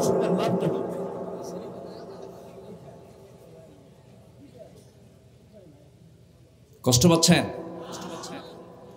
আল্লাহ তুমি সবার ভেতরে আমলের চিন্তা ঢুকাইয়া দাও। জোরে বলি আমিন। আমার দেশে ওয়াজ বেশি না আমল বেশি? আমল। বক্তার যদি সুর ভালো হয়, বলে জানো আজকে যে ওয়াজ করে গেছে না হুজুর, এমন সুর কাইন্দা শেষ, ফজর নাই। কি নাই? আমরা আমলের নিয়তে সবকিছু করবো। জোরে বলি ইনশাআল্লাহ। কোন আলোচকের আলোচনা খারাপ না যদি কোরআন থেকে হয়। সুর থাকুক আর না থাকুক। বেলালের কোনো সুর ছিল? আসতে পারে। বেলালের কোনো সুর ছিল? মানুষটা কালো, অসুন্দর না সুন্দর? অসুন্দর দেখতে কালো মানুষ। মাঝে মাঝে হাঁটলে পরে সাহাবীরা বলতো হুজুর ওদের কালো পাহাড় আসতেছে। রাসূল একদিন বলেই ফেললেন সাহাবীরা, আমার বেলালকে তোমরা এরকম করে বলবা না। আমার বেলাল অসন্তুষ্ট হলে আমি রাসূল অসন্তুষ্ট হব। আমার বেলালকে তোমরা কখনো কালো পাহাড় বলে ডাকবা না। কোনো সুর নাই। অথচ মুয়াজ্জিনের দায়িত্ব পালন করেছেন কে? বেলাল। কারো আজান আরো শাজিম ছয় না, আর বেলাল আজান দেন আর শাজিম পর্যন্ত পৌঁছে যায়। কেন পৌঁছবে না? অত্যাচার কি কম সহ্য করছেন তিনি? মক্কার মাটিতে সবচেয়ে বেশি নির্যাতিত হয়েছেন বেলাল। কি মাইটটা দিয়েছে রাসূল সহ্য করতে পারলেন না। রাসূল বললেন, আবু বকর, আল্লাহ তোমাকে মিলিয়নার বানিয়েছেন, বিলিয়নার বানিয়েছেন, প্রচুর টাকার মালিক আল্লাহ বানিয়েছেন। আবু বকর, যত টাকা লাগে আমার বেলালকে মুক্ত করো, তুমি জান্নাতের দরজা পাবা। যাও। স্বর্ণ মুদ্রা সব নিয়ে জমা করলেন উমাইয়ার সামনে। উমাইয়া, তোর কত টাকা লাগবে, কত স্বর্ণ লাগবে, সব দেব, বেলালকে দে, কারণ আমি জান্নাত কিনে নিতে চাই। জোরে বলে সুবহানাল্লাহ। বেলালকে মুক্ত করে এনেছেন। হযরত আম্মারকে ধরে মারতে মারতে রক্তাক্ত করে ফেলেছে। বাপ এসে বলে, ও আবু জেহেলরা, আমার কলিজার টুকরা সন্তান আম্মারকে মারতেছ, কি অপরাধ? ইসলাম কবুল করেছে। ইয়াসার বলছেন, তোমরা আমার সন্তানকে যে অপরাধের কারণে মারো, যেটাকে অপরাধ মনে করছো, সেই অপরাধ তো আমিও করেছি, আমিও কালেমা পড়েছি। সন্তানকে বাঁচানোর জন্য সমস্ত জুলুমটা নিজের ঘাড়ে নিয়ে নিল। বাপকে মারতেছে। বাপকে মারতে মারতে দুনিয়া থেকে বিদায় করে দিয়ে দিল। ইয়াসার শাহাদত বরণ করলেন। ইয়াসারের করুণ মৃত্যু দেখে, শাহাদত দেখে তার স্ত্রী বাইরে বের হয়ে এসে বলছেন, আবু জেহেলরা, আমার প্রাণপ্রিয় স্বামীকে যে অপরাধ মনে করে তোমরা তাকে দুনিয়া থেকে বিদায় করে দিয়েছো, সেই কালিমার আমিও শুধু আমিও তো পান করেছি। আমার সন্তানকে মারতেছো, সেই ইসলাম তো আমিও কবুল করে নিয়েছি। শুরু হয়ে গেল স্ত্রীর প্রতি নির্যাতন। সুমাইয়াকে মারতে মারতে রক্তাক্ত করে জমিনে ফেলে দেওয়া হলো। শেষ পর্যন্ত হাতের মধ্যে বর্ষা নিয়া একটা চিকন বর্ষা তার বুক বরাবর মেরে দিল। বুক দিয়ে ঢুকে পিঠ দিয়ে বের হয়ে গেল। সুমাইয়া দুনিয়া থেকে বিদায় হয়ে গোটা দুনিয়ার নারী সমাজকে জানান দিল, দুনিয়ার নারী সমাজ হকের পক্ষে টিকে থাকতে গিয়া জীবনটা আল্লাহর পথে এমন করে দিতে হয়। যেরকম সুবহানাল্লাহ। শাহাদাত বরণ করলেন সুমাইয়া। রাসূলকে পাগল বলা হয়, রাসূলকে উম্মত বলা হয়, রাসূলকে কবি বলা হয়, রাসূলকে জাদুকর বলা হয়। এমন করে করে বিভিন্ন ষড়যন্ত্র করা হলো। কিন্তু এবার আল্লাহ তাআলা তার রাসূলকে সান্ত্বনা দিয়ে বলছেন, হে রাসূল, আমি আপনাকে যা কিছু দিয়েছি পৃথিবীর আর কাউকে তা দেই নাই। আমি আপনাকে দিয়েছি কি, ইন্না আ'তাইনাকাল কাউসার। জোরে বলেন, ইন্না আ'তাইনাকাল কাউসার ফাসাল্লি লিরাব্বিকা ওয়ানহার ইন্না শানিআকা হুয়াল আবতার। হে রাসূল, আমি আপনাকে হাউজে কাউসার দান করেছি, যা পৃথিবীর আমি কাউকে দেই নাই। আমার বন্ধুগণ, হাসরের দিন একজন ব্যক্তি সুপারিশ করবেন আমার পক্ষে অথবা বিপক্ষে, তিনি হচ্ছেন মুহাম্মদ সাল্লাল্লাহু আলাইহি ওয়াসাল্লাম। তার সুপারিশ দরকার আছে না নাই? মুহাব্বত না কইরা কি মুহাব্বত করার দরকার আছে না নাই? রাসূলকে মুহাব্বত করব জীবনের চাইতে কম না বেশি ভাই? কম না বেশি? বেশি। অনেক ছেলে আছে মেয়ের জন্য পাগল, বলে হুজুর ওই মেয়েকে বিয়ে না করলে পর আমি পাগলা হয়ে যাব। আছে না? যে মেয়েটার জন্য তুমি পাগল হয়ে যাচ্ছ, যে ছেলের জন্য তুমি পাগলি হয়ে যাচ্ছ, ও যুবক যুবতী, এই সম্পর্ক ক্ষণিকের সম্পর্ক। বিয়েটা হয়তো হয়ে গেল, ছেলের সন্তান মেয়ের সন্তান তুমি পেয়ে গেছো, হঠাৎ করে তুমি রোড অ্যাক্সিডেন্টে দুনিয়া থেকে বিদায় নিলা। তোমার ছোট্ট একটা ছেলে রেখে তুমি দুনিয়া থেকে বিদায় নিয়েছো। তোমার বউটা বেঁচে আছে, বউটা মরার দিন কাঁদবে, তারপরের দিনও কাঁদবে, তারপরের দিনও কাঁদবে। এরপরে কান্না থেমে যাবে, মুখে মুস্কি মুস্কি হাসি আসবে। 1 মাস 2 মাস 3 মাস চলে যাবে। এরপর বাপের বাড়ির লোকজন এসে তোমার সুন্দরী বউটাকে নিয়ে চলে যাবে, যার জন্য তুমি পাগলা ছিলা। সেই বউটাকে নিয়ে যাওয়ার পর 6 মাস 7 মাস হয়ে যাবে। 6 মাস 7 মাস হওয়ার পর বাপ মা বউ বুঝাবে, মা শোনো, তোমার বয়স তো কম, যুবতী মানুষ তুমি, এমন করে জীবন তো চলবে না, তোমার বিয়ে শাদী হওয়া দরকার। বাপ মা বুঝায় শোনা শেষ পর্যন্ত বিয়ে দেবে। নতুন স্বামীর ঘরে ঢুকে পড়বে, নতুন স্বামীকে পাবে, নতুন স্বামীকে কাছে পরের দিন ওই বউটা তোমার তার বাপ বাম্মাকে লক্ষ্য করে বলবে, আব্বা তোমাদের সিদ্ধান্ত বড় ভালো ছিল, কারণ আগের স্বামীর চাইতে এই স্বামী আমার আরো ভালো। এটাই দুনিয়ার ফলাফল। দুনিয়া কারো জন্য ঠেকে থাকে না, দুনিয়া চলতেই থাকবে, চলতেই থাকবে। কিন্তু যে মুহাব্বতটা স্থায়ী টিকে থাকবে, যে মুহাব্বত গুলো জান্নাত পর্যন্ত গড়াবে, সেই মুহাব্বতের মধ্যে একটা মুহাব্বত হচ্ছে নবীর মুহাব্বত। দরকার আছে না নাই? আসতে বলবেন না, আছে না নাই?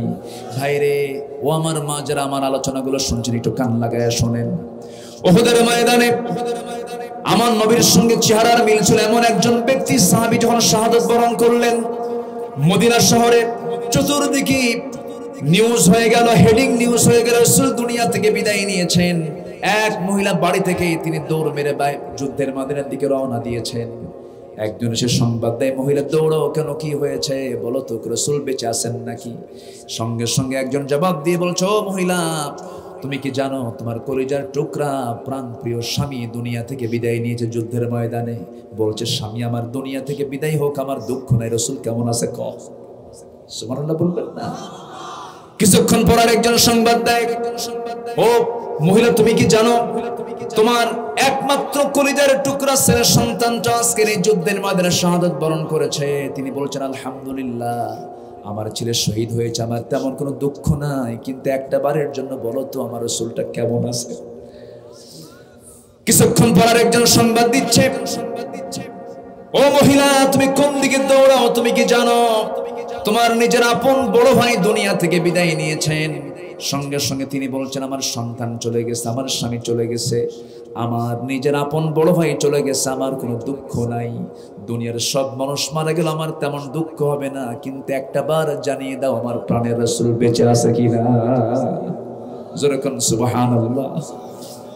এই মহব্বতটাই হলো চিরস্থায়ী মহব্বত, এটাই থেকে যাবে, সব শেষ হয়ে যাবে। এই মহব্বত জান্নাত পর্যন্ত গড়াবে। রাসূল বলেন, সাহাবীরা তোমরা আমাকে কাল হাসরের ময়দানে কোথাও যদি না পাও, তিনটা জায়গায় খুঁজবা। কয় জায়গায় বলেন? তিন জায়গায় খুঁজবা। নাম্বার 1 হলো তোমরা আমাকে খুঁজবে মিজানের পাল্লায়। মিজানের পাল্লায় যদি না পাও তোমরা আমাকে খুঁজবে হাউজে কাউসারে। হাউজে কাউসারে যদি না পাও তোমরা আমাকে খুঁজবে পুলসিরাতে। পুলসিরাত মিজান কোথাও যদি না পাও, অবশ্যই হাউজে কাউসার আমার সঙ্গে তোমার যদি সাক্ষাৎ হয়ে যায়। হাউজে কাউসার কাউকে দান করা হয় না, শুধু আল্লাহ তাআলা আমাকে দান করেছেন। জান্নাতের পেয়ালা দিয়া হাউজে কাউসার থেকে পানি তুলে নিয়ে আমি আমার বরকতি হাতে আমি তোমার মুখে উঠায় দেব। জনমের মতো তৃষ্ণা নিবারণ হয়ে যাবে। আমি তুমি সঙ্গে সঙ্গে দুজন মিলে একসঙ্গে জান্নাতে ঢুকে যাব। নবীর সঙ্গে মহব্বতের দরকার আছে না নাই? আসতে বলবেন না, আছে না নাই? সবচেয়ে মহব্বত করব বেশি, সবচাইতে বেশি কাকে? ওয়াল্লাযীনা আমানু আশাদ্দু হুব্বান লিল্লাহ। সবচেয়ে বেশি মহব্বত হবে কার সাথে? আল্লাহর সাথে। এরপরে সেকেন্ড স্টেপ হচ্ছে মুহাম্মদ সাল্লাল্লাহু আলাইহি ওয়াসাল্লাম। রাসূলকে নিয়ে বাজে কথা বলে আমার দেশে রুটি নরকের মতো হয়ে গেছে। রাসূলকে নিয়ে বাজে মন্তব্য করে। রাসূল এতগুলো বিয়ে করছে কেন? খুব চিন্তা ওদের আছে না? এরকম আছে না? আজকের সমাজে বিয়ে বেশি, বিয়ে যদি কারো বউ যদি কারো দুইটা থাকে বলে ওর নজর খারাপ। বিয়ে দুইটা করা কি খারাপ? আসতে বলে কারো যদি বিয়ে দুইটা হয় এটা কি খারাপ কাজ? তাহলে কোরআনকে খারাপ কাজের অর্ডার দিতে পারে, কিন্তু বিয়ে দুইটা করলেই বলে যে এই লোকের নজর খারাপ, এর দুইটা বউ। সমাজে তাকে ইনসাল্ট করা হয়। অথচ একটা বউ সাইনবোর্ড রেখে হাজার হাজার মহিলার সঙ্গে জেনা করছে, এমন লম্পট জেনাকার আছে না? না, তারা খুব ভালো। বউ যে একটা। আবার কিছু কিছু লোকের বউ আবার এরকম বলে, স্বামীকে কন্ডিশন দেয়, শোন যা কর কর, বিয়ে করে কিন্তু বউ বানায় নিয়ে আসবি না, যা কর কর, আমি কিন্তু বউ একটাই। ওটা আরেক বদমাইশ। আসতে বলবেন না, আছে না নাই? আমার মায়েরা মন খারাপ করবেন না, আমি আপনাদেরকে কষ্ট দেওয়ার জন্য এখানে আসিনি। আল্লাহ তাআলার পরামর্শ একটাই ভালো। আল্লাহ তাআলা বলেছেন ফাওয়াহিদাতান, একটাই যথেষ্ট। ফাইন খিফতুম আল্লা তাআদিলু ফাওয়াহিদাতান, একটাই যথেষ্ট। তবে হ্যাঁ, যদি কেউ একাধিক বিয়ে করে অবশ্যই সমতা বিধান রক্ষা করতে হবে। এটাও কার হুকুম? আসতে বলবেন না, কার হুকুম? জেনা ভালো না বিয়ে ভালো? জেনা ভালো না বিয়ে ভালো? তাহলে বিয়ে করা ভালো, জেনা করা তো ভালো না। অতএব বিয়েকে উৎসাহিত করুন, জেনাকে না বলুন। আজকে নোংরামের পরিমাণ সমাজে কমছে না বাড়ছে? যুবকরা, তুমি যদি যৌবনের উন্মাদনা তোমার বেড়ে যায়, রোজা রাখো, তাহাজ্জুদ পড়ো, চোখের পানি ফেলে ফেলে কাঁদো, চোখের লাগাম টেনে ধরো। যা দেখতে মন চায় খারাপ কিছু, চোখটাকে ফিরিয়ে নাও। আল্লাহ তোমার ওই চোখটাকে কখনো জাহান্নামে নিবেন না। যেরকম সুবহানাল্লাহ। যদি নাই পারো না, আমার বিয়ে করতেই হবে, স্ট্রেট কাট, তোমার পরিবারকে তুমি জানিয়ে দাও, বাবা তাড়াতাড়ি বিয়ে করো। যুবকরা মনে বেজার হয়ে গেছে। এই যুবকরা, তোমাদের খুশি হওয়ার কথা, বলে ফেলবা বিয়ে করাও, স্ট্রেট বলে ফেলবা। আবার কিছু কিছু বাপও আছে, কিছু দুষ্ট প্রকৃতির বাপ আছে, সন্তানরা যদি বলেও আব্বা বিয়ে করার দরকার, তাছাড়া তো আমি আমার যৌবনটাকে কন্ট্রোল করতে পারছি না, হয়তো জেনার দিকে চলে যাব। কিছু কিছু বাপ আছে নিজের পায়ে দাঁড়া, আগে ওকে অন্যের পায়ে দাঁড়ায় আছে। আস্তে কোন কেন বলে না, নিজের পায়ে দাঁড়ান শেখ, ওকে অন্যের পায়ে দাঁড়ায় আছে নাকি? আচ্ছা, এই পৃথিবীতে রিজিক নিয়ে সবচেয়ে বেশি চিন্তা করে কোন জাত? আস্তে কয় কারা? না আকাশের পাখি, পাখি বনের পশু, সবচেয়ে বেশি টেনশন কারা করে? আচ্ছা, সবচেয়ে বেশি দামি সৃষ্টিকে মানুষ। আচ্ছা, রিজিকের দায়িত্ব কার? আসতে বলবেন না, কার? আচ্ছা, গায়ের শক্তি দিয়ে কি রিজিক পাওয়া যায়? আচ্ছা, বনের রাজাকে? সিংহ। বনের রাজা সিংহ। ও না খেয়ে থাকে না? থাকে, না খেয়ে থাকে তো শিকার হয় না, অনেক সময় পায় না, পেট ফাঁকা, খাবার পায় না। তাহলে এত শক্তিশালী একটা বনের রাজা না খেয়ে থাকে, আর ছোট্ট বাবুই পাখি, ও কি না খেয়ে থাকে? ওর গায়ের কি কোনো ওজন আছে? শক্তি মনে হয় সিংহের চেয়েও বেশি। দুর্বল একটা প্রাণী, দুর্বল একটা পাখি। সেই বাবুই পাখি, তার বাসা আবার কি মজবুত, কোন সিংহের বাবারও ক্ষমতা নাই যে ওই জায়গায় গিয়ে ওরে ধরবে। কোন গাছে বলেন, কোন গাছে? তাল গাছে। সেই তাল গাছে এত সুন্দর বাসা বানায়। তার আবার বিভিন্ন সিস্টেম আছে, এমন ইঞ্জিনিয়ারিং প্ল্যান পৃথিবীর কোন ইঞ্জিনিয়ার আপনি আমেরিকা থেকে নিয়ে আসেন আর ব্রিটেন থেকে নিয়ে আসেন, বাবুই পাখির ছোট্ট কয়েক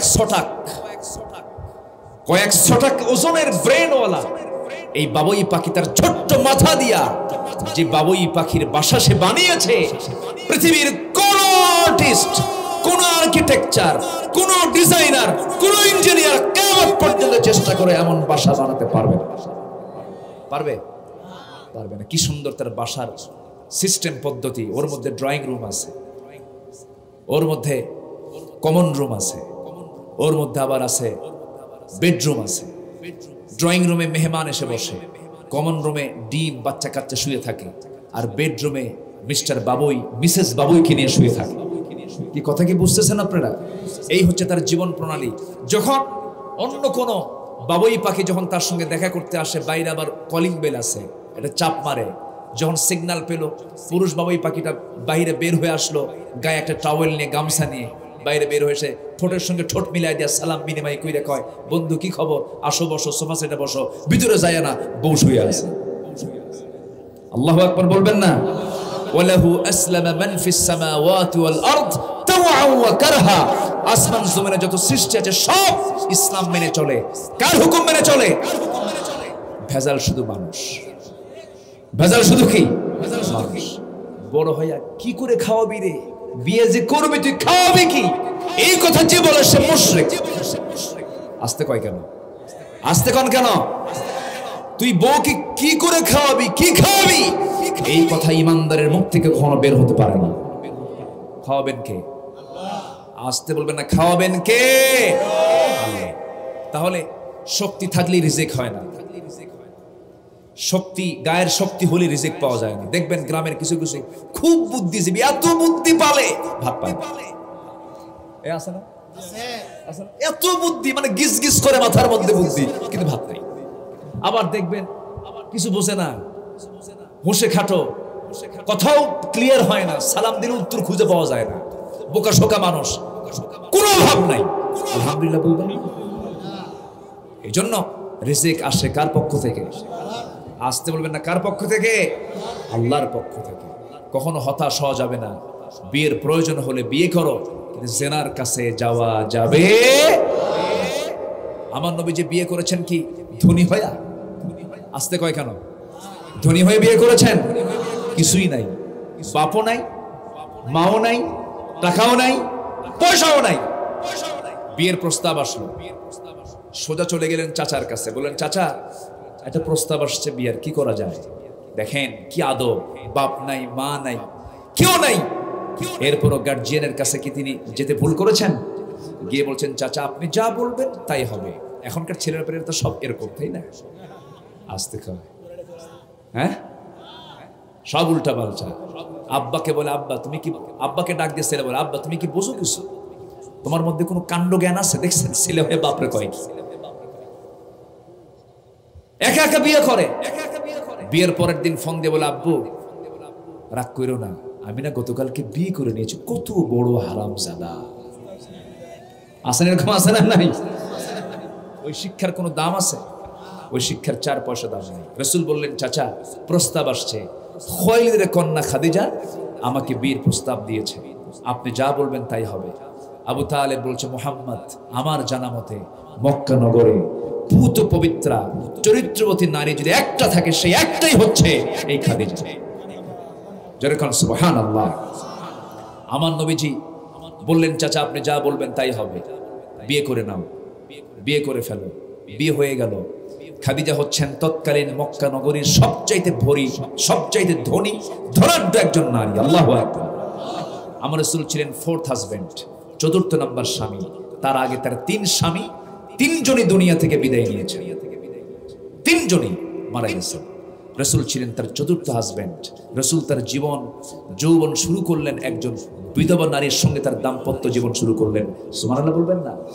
ও নাস্তিকের বাচ্চারা, তোমরা ইতিহাস জানো না। রাসূল তার জীবনটা শুরু করেছেন মানব সেবা দিয়া, একজন বিধবা নারীর পাশে দাঁড়ায় তার যৌবন পাড়ি দিয়েছেন। আল্লাহু আকবার বলো। জানে না তো, ইতিহাস জানে না তো। ইতিহাস না জেনে এই জাতীয় কথাগুলো বলে। খাদিজা যতদিন তার সংসারে ছিলেন, রাসূল কি আর দ্বিতীয় কোনো বিবাহ করেছেন? এবং রাসূল বলেছেন এই কথাও, আমার খাদিজা যদি আমার জীবনের শেষ নিঃশ্বাস পর্যন্ত থাকতো, আল্লাহ তাআলা আমাকে সেকেন্ড বিবাহের কোনো অর্ডারও দিতেন না, আমি বিয়ে করতাম না। আল্লাহু আকবার।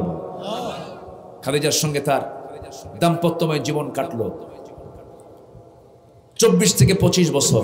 একটা দিন কোনো কটু কথা হয় নাই। ব্যক্তিত্ব দেখেন, রাসূল যখন তাকে বিয়ে করেন তখন তিনি তো নবী হন নাই।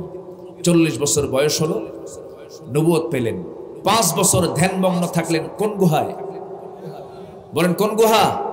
হেরা গুহা। তাকে বলে জাবালে নূর। ওই পাহাড়টার নাম হলো জাবালে নূর। সেই গুহার ভিতরে তিনি আশ্রয় নেন, থাকেন, ধ্যানমগ্ন থাকেন। এই 5টা বছর সকাল বিকাল টিফিন ক্যারিয়ার করে রুকাইয়া জাইনাব দুধ খায় বাচ্চাগুলো, সেই বাচ্চাগুলোকে কোলে নিয়ে ঘরে রেখে সকাল বিকাল টিফিন ক্যারিয়ার করে ওই জাবালে নূরের গুহার ভিতরে গিয়ে খাবার পৌঁছা দিয়ে আসতেন এই আম্মাজান খাদিজা রাদিয়াল্লাহু তাআলা। সুবহানাল্লাহ বলে। কি সম্মান আল্লাহ তাআলা খাদিজাকে দিয়েছেন। আমার রাসূল জীবনের এমন কোন দোয়া নাই যে দোয়া আমার রাসূল খাদিজার জন্য দোয়া করতে ভুলে গেছে। সবসময় খাদিজার জন্য দোয়া করেছেন। নবুয়ত পেলেন, নবুয়ত নিয়ে কোরআনটা হাতের মধ্যে নিয়ে ঘরের মধ্যে ঢুকলেন। ঘরের মধ্যে ঢুকে বলছেন জাম্মিলুনি জাম্মিলুনি খাদিজা লাকাদ খাশিতু আলা নাফসি, আমি আমার জীবনের শঙ্কিত হচ্ছে, আমি মনে হয় মরে যাব, আমি মনে হয় বাঁচবো না, মরে যাচ্ছি খাদিজা। খাদিজা সেই সময় দাঁড়িয়ে বলছেন, আমার স্বামী পৃথিবীর কোনো অনিষ্ট আপনার কোনো ক্ষতি করতে পারবে না। আপনি এতিমের পাশে দাঁড়ান, আপনি বিপন্ন লোকের পাশে দাঁড়ান, আপনি অসহায়ের পাশে দাঁড়ান, আপনি দুস্থের পাশে দাঁড়ান, আপনি মাজলুমের পক্ষে কথা বলেন, আপনার কোনো ক্ষতি পৃথিবীর কেউ করতে পারবে না। কি সাহস দিয়েছেন সেই মহিষী নারী খাদিজা রাদিয়াল্লাহু তাআলা আনহা। রাসূল বলতেন মাঝে মাঝে, আমার খাদিজা আমার দুঃখের দিনের সাথী। আল্লাহু আকবার বলেন। আমাকে কেউ পরামর্শ দেওয়ার কেউ ছিল না, খাদিজা আমাকে পরামর্শ দিয়ে দিয়ে আমাকে সাহস জুগিয়েছে। জোরে কোন সুবহানাল্লাহ। আমার নবীজি এরপর আস্তে করে বলছেন, খাদিজা তাই যদি হয়, তুমি কি জানো আমার আজকের থেকে নতুন একটা পরিচয় আছে। কি পরিচয়? শুধু আমি তোমার স্বামী না, আমি হলাম গোটা বিশ্ব জগতের জন্য রহমতের নবী। জোরে কোন সুবহানাল্লাহ। এই কথা যখন বলে ফেললেন, খাদিজার চোখে পানি আটকাতে পারেন না। খাদিজা কাঁদতে কাঁদতে অস্থির হয়ে যাচ্ছেন। রাসূল বলছেন, খাদিজা কাঁদো কেন? মনে হয় তোমার আপত্তি রয়ে গেছে, তুমি আমাকে নূর হিসেবে গ্রহণ করতে চাও না। খাদিজা কাঁদতে কাঁদতে বলছেন, আমার স্বামী আপনি বুঝতে ভুল করেছেন, আমার স্বামী আপনি আমাকে জানতে ভুল করেছেন। 15টি বছর ধরে আমি আপনার সঙ্গে দাম্পত্যময় জীবন চালালাম, যার মুখ থেকে একটা দিনের জন্য, একটা বারের জন্য একটা মিথ্যার ছোঁয়া পর্যন্ত যার মুখ থেকে বের হতে দেখলাম না। যার মুখ থেকে অযাচিত অতিরিক্ত বানি বানি কথা বলতে কোনোদিন দেখলাম না। যার দ্বারা একটা চুল পরিমাণ কোনো ব্যথা আমি অনুভব করলাম না। আপনি যে আল্লাহর নবী হবেন, আপনি যে আল্লাহর পয়গম্বর হবেন, এতে বিন্দু পরিমাণ কোনো সন্দেহ নাই। কারণ সমস্ত গুণগুলো একমাত্র এটা নবী রাসূলদের গুণ ছাড়া কিছুই হতে পারে না। এবার রাসূলের সামনে হাত লাগায়া দিলেন। রাসূল তাকে হাতের সঙ্গে হাত লাগায়া দিয়া তাকে সুন্দর করে বরণ করে নিচ্ছেন নতুন ভাবে। বউ তো আছেই, এবার বউটা আরো পাকা পোক্ত ভাবে নতুন করে তাকে মুসলমান বানায় নিয়ে বলছেন, আশহাদু আল্লা ইলাহা ইল্লাল্লাহু ওয়াহদাহু লা শারীকা লাহু ওয়া আশহাদু আন্না মুহাম্মাদান আবদুহু ওয়া রাসূলুহু। হেদায়েতের মালিক কে?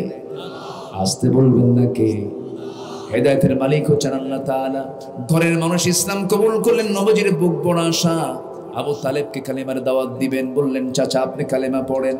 আবু তালেব মুস্কি হাসি মেরে বলছে, মুহাম্মদ রে, আমি তো এটাই মনে মনে ভাবতেছিলাম তুই আল্লাহর নবী হবি। জোরে বল সুবহানাল্লাহ। রাসূল বলছেন চাচা তাই যদি হয় আপনি কালেমা পড়েন।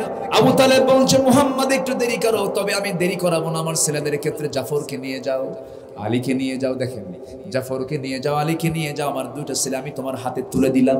যেরকম সুবহানাল্লাহ। নবীজি দুইটা ভাইকে আস্তে করে টেনে নিলেন, চাচার ছেলে দুইটাকে কাছে টেনে নিয়ে তাদেরকে কালিমা পড়ায়া দিলেন। সবচেয়ে কম বয়সে ইসলাম কবুল করেছেন আলী রাদিয়াল্লাহু তাআলা আনহু, সবচেয়ে বিচক্ষণ সাহাবী ছিলেন আলী রাদিয়াল্লাহু তাআলা আনহু, অত্যন্ত জ্ঞানী মানুষ ছিলেন। রাসূল মাঝে মাঝে বলতেন আমার আলী আমার পাশে থাকলে আমার দারুণ সাহস হয়। জোরে কোন আল্লাহু আকবার, আরো জোরে কোন আল্লাহু আকবার। আমার নবীজি একে একে দ্বীনের দাওয়াত দিতে চলছেন, ঘরের মানুষকে আগে কালিমার পথে নিয়ে আসলেন। আবু তালেবকে চেষ্টা করেও পারলেন না। আমার নবীজির 3 বছরের ছোট আবু বকর সিদ্দিক রাদিয়াল্লাহু আনহু আস্তে করে ডাক দিয়ে বলছেন আবু বকর তুমি আমার চাইতে 3 বছরের ছোট, বাল্য জীবন কাটলো একসাথে, যৌবনটা কাটলো একসাথে, আজকে তোমার 37 বছরের বয়স, আমার 40 বছরের বয়স, বন্ধুরে আজকে নতুন একটা পরিচয় দিচ্ছে আমি হলাম আল্লাহর পয়গম্বর। আবু বকর কাঁদতে কাঁদতে বলছে বন্ধু দোস্ত তুমি আল্লাহর নবী হবে এটাই 100% সঠিক। জোরে কোন আল্লাহু আকবার। বন্ধু জানে বন্ধুর চরিত্র, বউ জানে স্বামীর চরিত্র। আমার নবীর চরিত্র কত বিশ্বমানের হতে পারে। বউ সার্টিফিকেট দিচ্ছে আপনি আল্লাহর নবী হবেন, বন্ধু সার্টিফিকেট দিচ্ছে আল্লাহ আপনি আল্লাহর নবী হবেন। বন্ধু কালিমা গ্রহণ করে নিলেন, কিন্তু এই দাওয়াতি কার্যক্রম চতুর্দিকে যখন ছড়াতে লাগলো, সঙ্গে সঙ্গে কাফেরদের শিবিরে কুরাইশদের ভিতরে দারুণ গুঞ্জন শুরু হয়ে গেল। আবু জেহেল মনে মনে চিন্তা করলো মুহাম্মদ তো চরিত্রবান মানুষ, মুহাম্মদ যে আল্লাহর নবী কোনো সন্দেহ নাই, কোরআনটাও সত্য, মুহাম্মদও সত্য, দ্বীনও সত্য, কিন্তু আমার চেয়ারটা রক্ষা করার জন্য এনিওয়ে মুহাম্মাদের সমস্ত দাওয়াতি কার্যক্রম বন্ধ করা দরকার। ঠিক আজকের সমাজেও সবাই জানে কারা ভালো কারা মন্দ, এরপরও বিরোধিতা করার মূল কারণ হলো তারা তাদের চেয়ারকে রক্ষা করতে চায়, ঠিক কিনা? এটাই তাদের মূল লক্ষ্য। 12টা বাজে দোয়া করে দিই।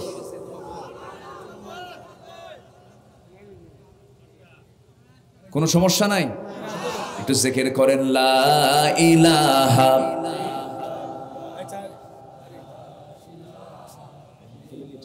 আরো জোরে লা ইলাহা ইল্লাল্লাহ লা ইলাহা। হুজুর তো ভাষার দরকার আছে, অনেক লম্বা কথা বলে ফেলেছে, আমি তো এত লম্বা আজকে কেমন যেন ভালো লাগতেছে আমার। আলহামদুলিল্লাহ আলোচনা চালিয়ে যাব, জোরে বলি ইনশাআল্লাহ। আমার তো মনে হয় এখানে আল্লাহওয়ালা বুজুর্গ মানুষ অনেক আসছেন আলহামদুলিল্লাহ। কিছু কিছু মাহফিলে বরকত থাকে। আজকের মাহফিলে বরকত হওয়ার আরেকটা কারণ আছে, বেশি লোকের উৎপাত নাই মঞ্চে। কিছু কিছু জায়গায় আমার মাইক পাওয়া মুশকিল হয়, এত নেতা। কি কথা কি বুঝতেছেন? মানে দখল করতে করতে মাহফিল, মঞ্চ দখল, মসজিদ কমিটি দখল, মসজিদ কমিটির সভাপতি সুদখোর, সেক্রেটারি বিশিষ্ট মদখোর, কেশিয়ার জেনাকার, আছে না নাই? এখন বলেন এই মসজিদে একজন খতিব খুতবা দেবে কি করতে, বক্তব্য কি রাখবে? হঠাৎ করে খতিবের মুখ থেকে একজন আয়াত বের হইছে, লা তাকুলুর রিবা আদআফান মুদাআফা, তোমরা চক্রাকারে সুদ খায়ও না।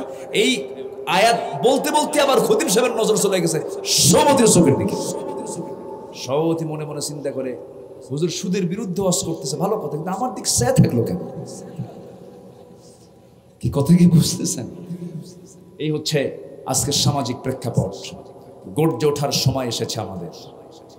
আমরা থামবো না, আমরা অন্যের প্রতিবাদী হব। মসজিদ কার ঘর? মসজিদের নেতৃত্ব দেবে নামাজি না বেনামাজি? কোন সুদখোর নেতৃত্ব দিতে পারে? কোন জেনাকার নেতৃত্ব দিতে পারে? আমাদের প্রত্যেক মুসলমানের দায়িত্ব এই সমস্ত বেনামাজির সুদখোর সবখোরদের মসজিদের পথ থেকে বের করে দেওয়া দরকার। রাজি আছেন কারা কারা? হাত উঁচু করে দেখান মুসলমান।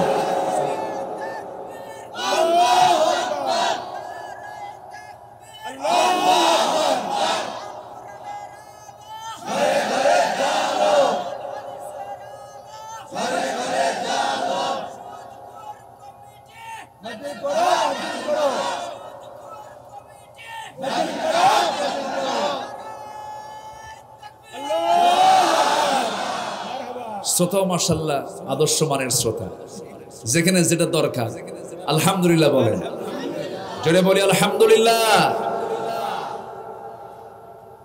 মায়েরা মাহফিল আসছে নাকি? মায়েরা মা আছে?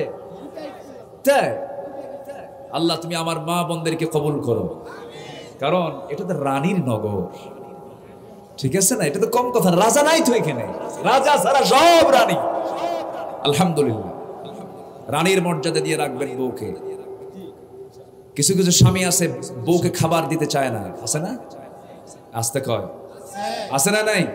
এত খাওয়া কিসের রে তোর, এরকম ধমক মারে। অথচ আমার রাসূল আগে খেতেন নিজে না বউকে আগে খাওয়াতেন? দেখেন আস্তে আস্তে কয়, মানে খাওয়াবো না, আগে বউকে খাওয়াতেন। আম্মা জান আয়েশা বলেন, উটের দুধ আমি গ্লাস ভর্তি করে নিতাম, বলতাম হুজুর আপনি খান। রাসূল আমার দিকে ঠেলে দিয়ে বলতেন, আয়েশা তুমি আগে খাও, আমার চরিত্র আগে খাওয়ানো, এরপরে খাওয়া। জোরে বলেন সুবহানাল্লাহ। আম্মা জান আয়েশা উটের দুধ অর্ধেক খেতেন আর বলতেন, ইয়া রাসূলুল্লাহ এখন খান, খেয়ে দাও। যেদিকে আম্মা জান আয়েশা ঠোঁট লাগাতেন, আমার রাসূল সেই দিকে ঠোঁট লাগায়া তিনি দুধটা পান করতেন। মোহাব্বত ছিল আগে ঘরের ভিতরে, আজকে সেই মোহাব্বত চলে গেছে হলো বটতলা, গাছতলা, তালতলা, ঠিক কিনা? সব মোহাব্বত ওই দিকে গেছে। একসাথে বসে গাছের গোড়ায় জোড়ায় জোড়ায় কপত কপতি, যুবক যুবতী বুকে বুক মিলে, হাতে হাত মিলে, তুমি আমার আমি তোমার, আছে না? আছে না? নাই? ওগুলো বন্ধ করতে পারে না। ওগুলোর বন্ধ করার জন্য বেশি কিছু লাগবে না, ১.৫ হাত লাঠি যথেষ্ট। আজকে অবাধ মেলামেশা।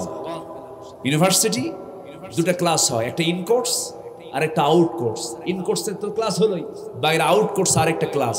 জোড়ায় জোড়ায় সব বসে যায়, মনে হয় কিচ্ছু নাই, ইতি যখন নাউজুবিল্লাহ। ঘন্টার পরে ঘন্টা কাটায়, সব প্রেম বিয়ের আগেই করে ফেলে। বিয়ের পরে আর প্রেম থাকে, তখন হয় কিলাকিলি। তখন কি হয়? কিলাকিলি। বিয়ের আগে যারা এই অকাম কুকাম করবা, বিয়ের পরে কোনো রহমত থাকবে না। এগুলো বাদ দিয়ে দাও। ইসলামের ইতিহাস হলো একটি কঠিন ইতিহাস। ছোট্ট একটা তথ্য আমার মনে পড়লো। খলিফা ওমরের শাসন আমল, কয় নাম্বার খলিফা? ও কি বলে, ওসমানের আমল। খলিফা ওসমানের আমল কয় নাম্বার খলিফা? ৩ নাম্বার। আমি ওমরের নাম বলছি না, আচ্ছা ওসমানের আমল। এই দেখেন রাত ১২টা বেজে গেছে তো ব্রেন আর কাজ করতেছে না। আমার বলতেছে যে তাড়াতাড়ি দোয়া করো। আচ্ছা, খলিফা ওসমানের আমল ৩ নাম্বার খলিফা তিনি। সেই সময় নীল ভূমধ্যসাগর ঘেঁষা তারা বেলাস একটা নগরী ছিল। সেই নগরীর রাজা জার্জিস, সে খুব জালিম ছিল।